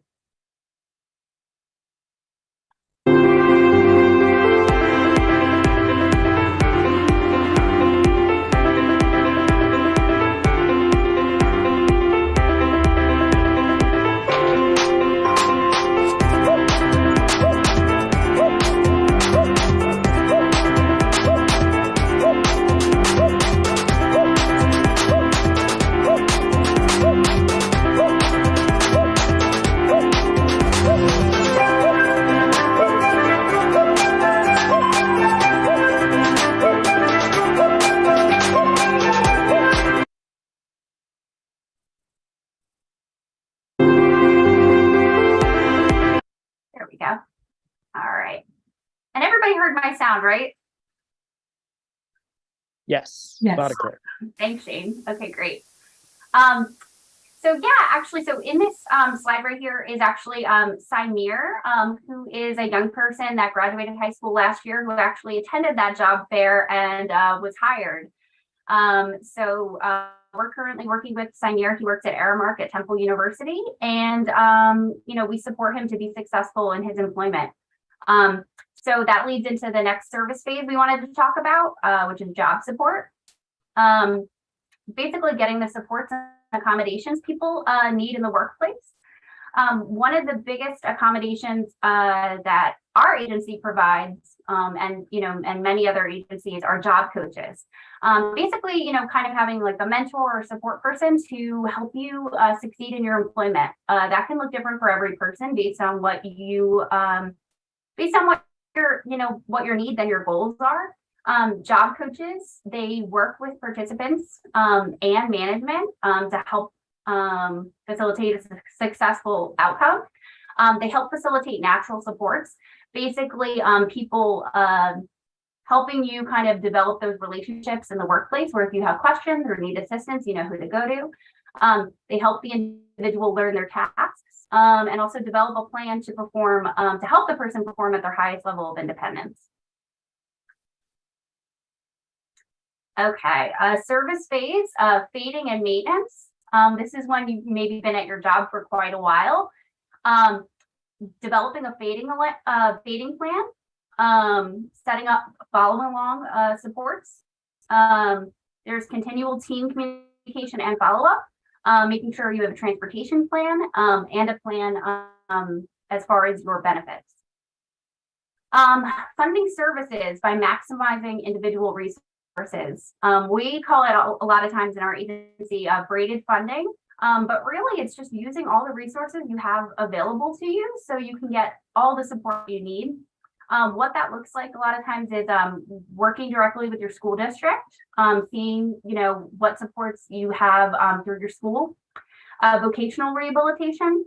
We talked about OVR, the Office of Vocational Rehabilitation, which is a great resource for students with disabilities as well as adults. Private funding, workforce development funds, Medicaid waivers. Basically, those are kind of like adult funding resources that some individuals might qualify.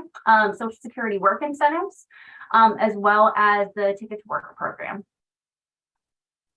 So you might be asking yourself, depending on who you are, if you're still a student, where do you start with all of this to help prepare for when you exit and hopefully lead to a smooth exit with maybe a job in hand.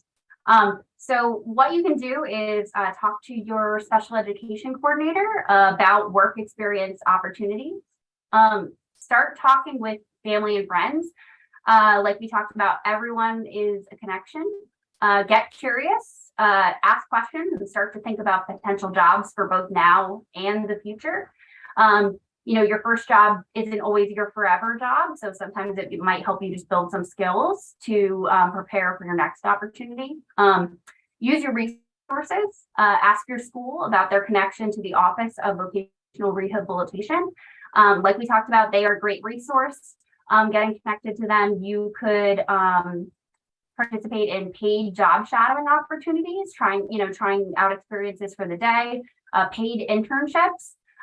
It's also going to help establish connections for employment support once you graduate. Another big one is applying for those adult resources. These are always going to be mentioned in your IEP and in your IEP document towards the end of it, talking about those funding sources such as OBR. Also, if you are a student with intellectual disability or autism, applying for intellectual disability services. And we always say the earlier the better to start on those.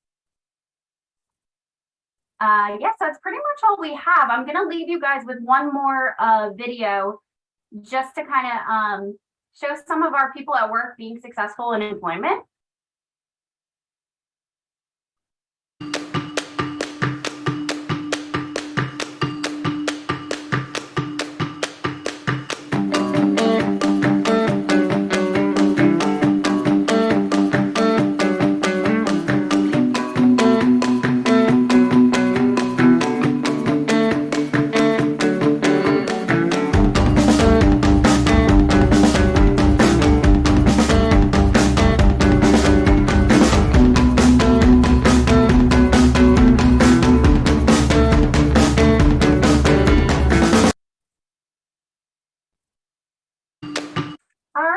So that's all we had.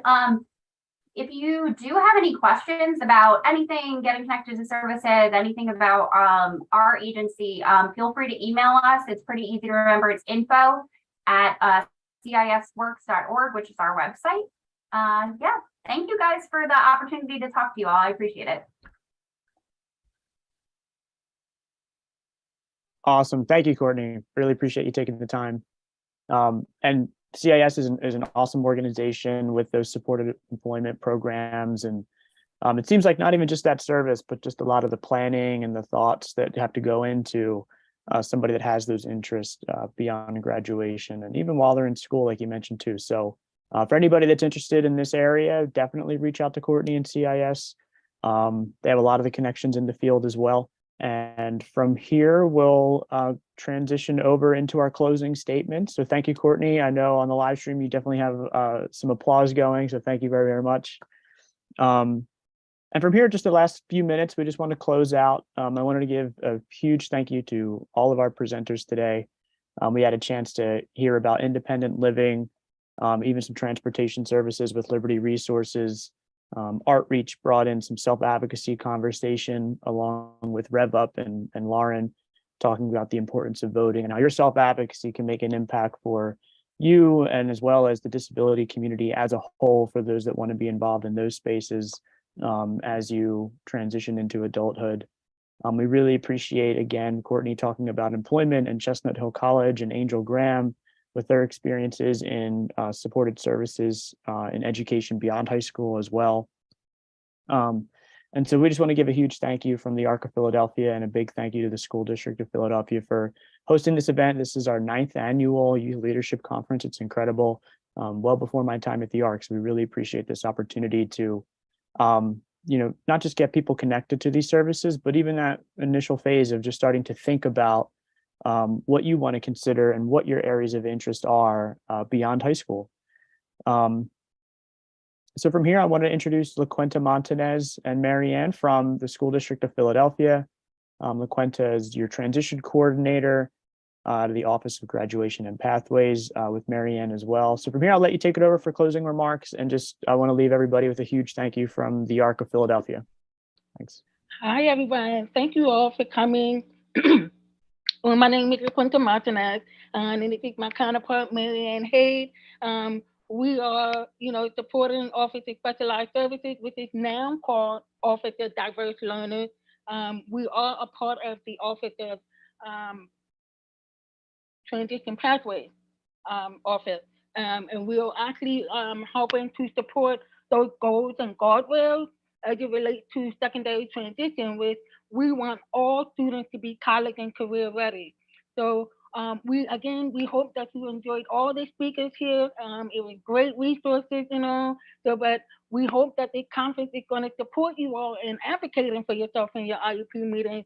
It's very, very, very, very important for you all to have your voice heard and participate, and be able to share what your desired post outcome is and how we can help you get there. So we can't thank you all for coming, and we hope you all enjoy your day. Thank you, guys.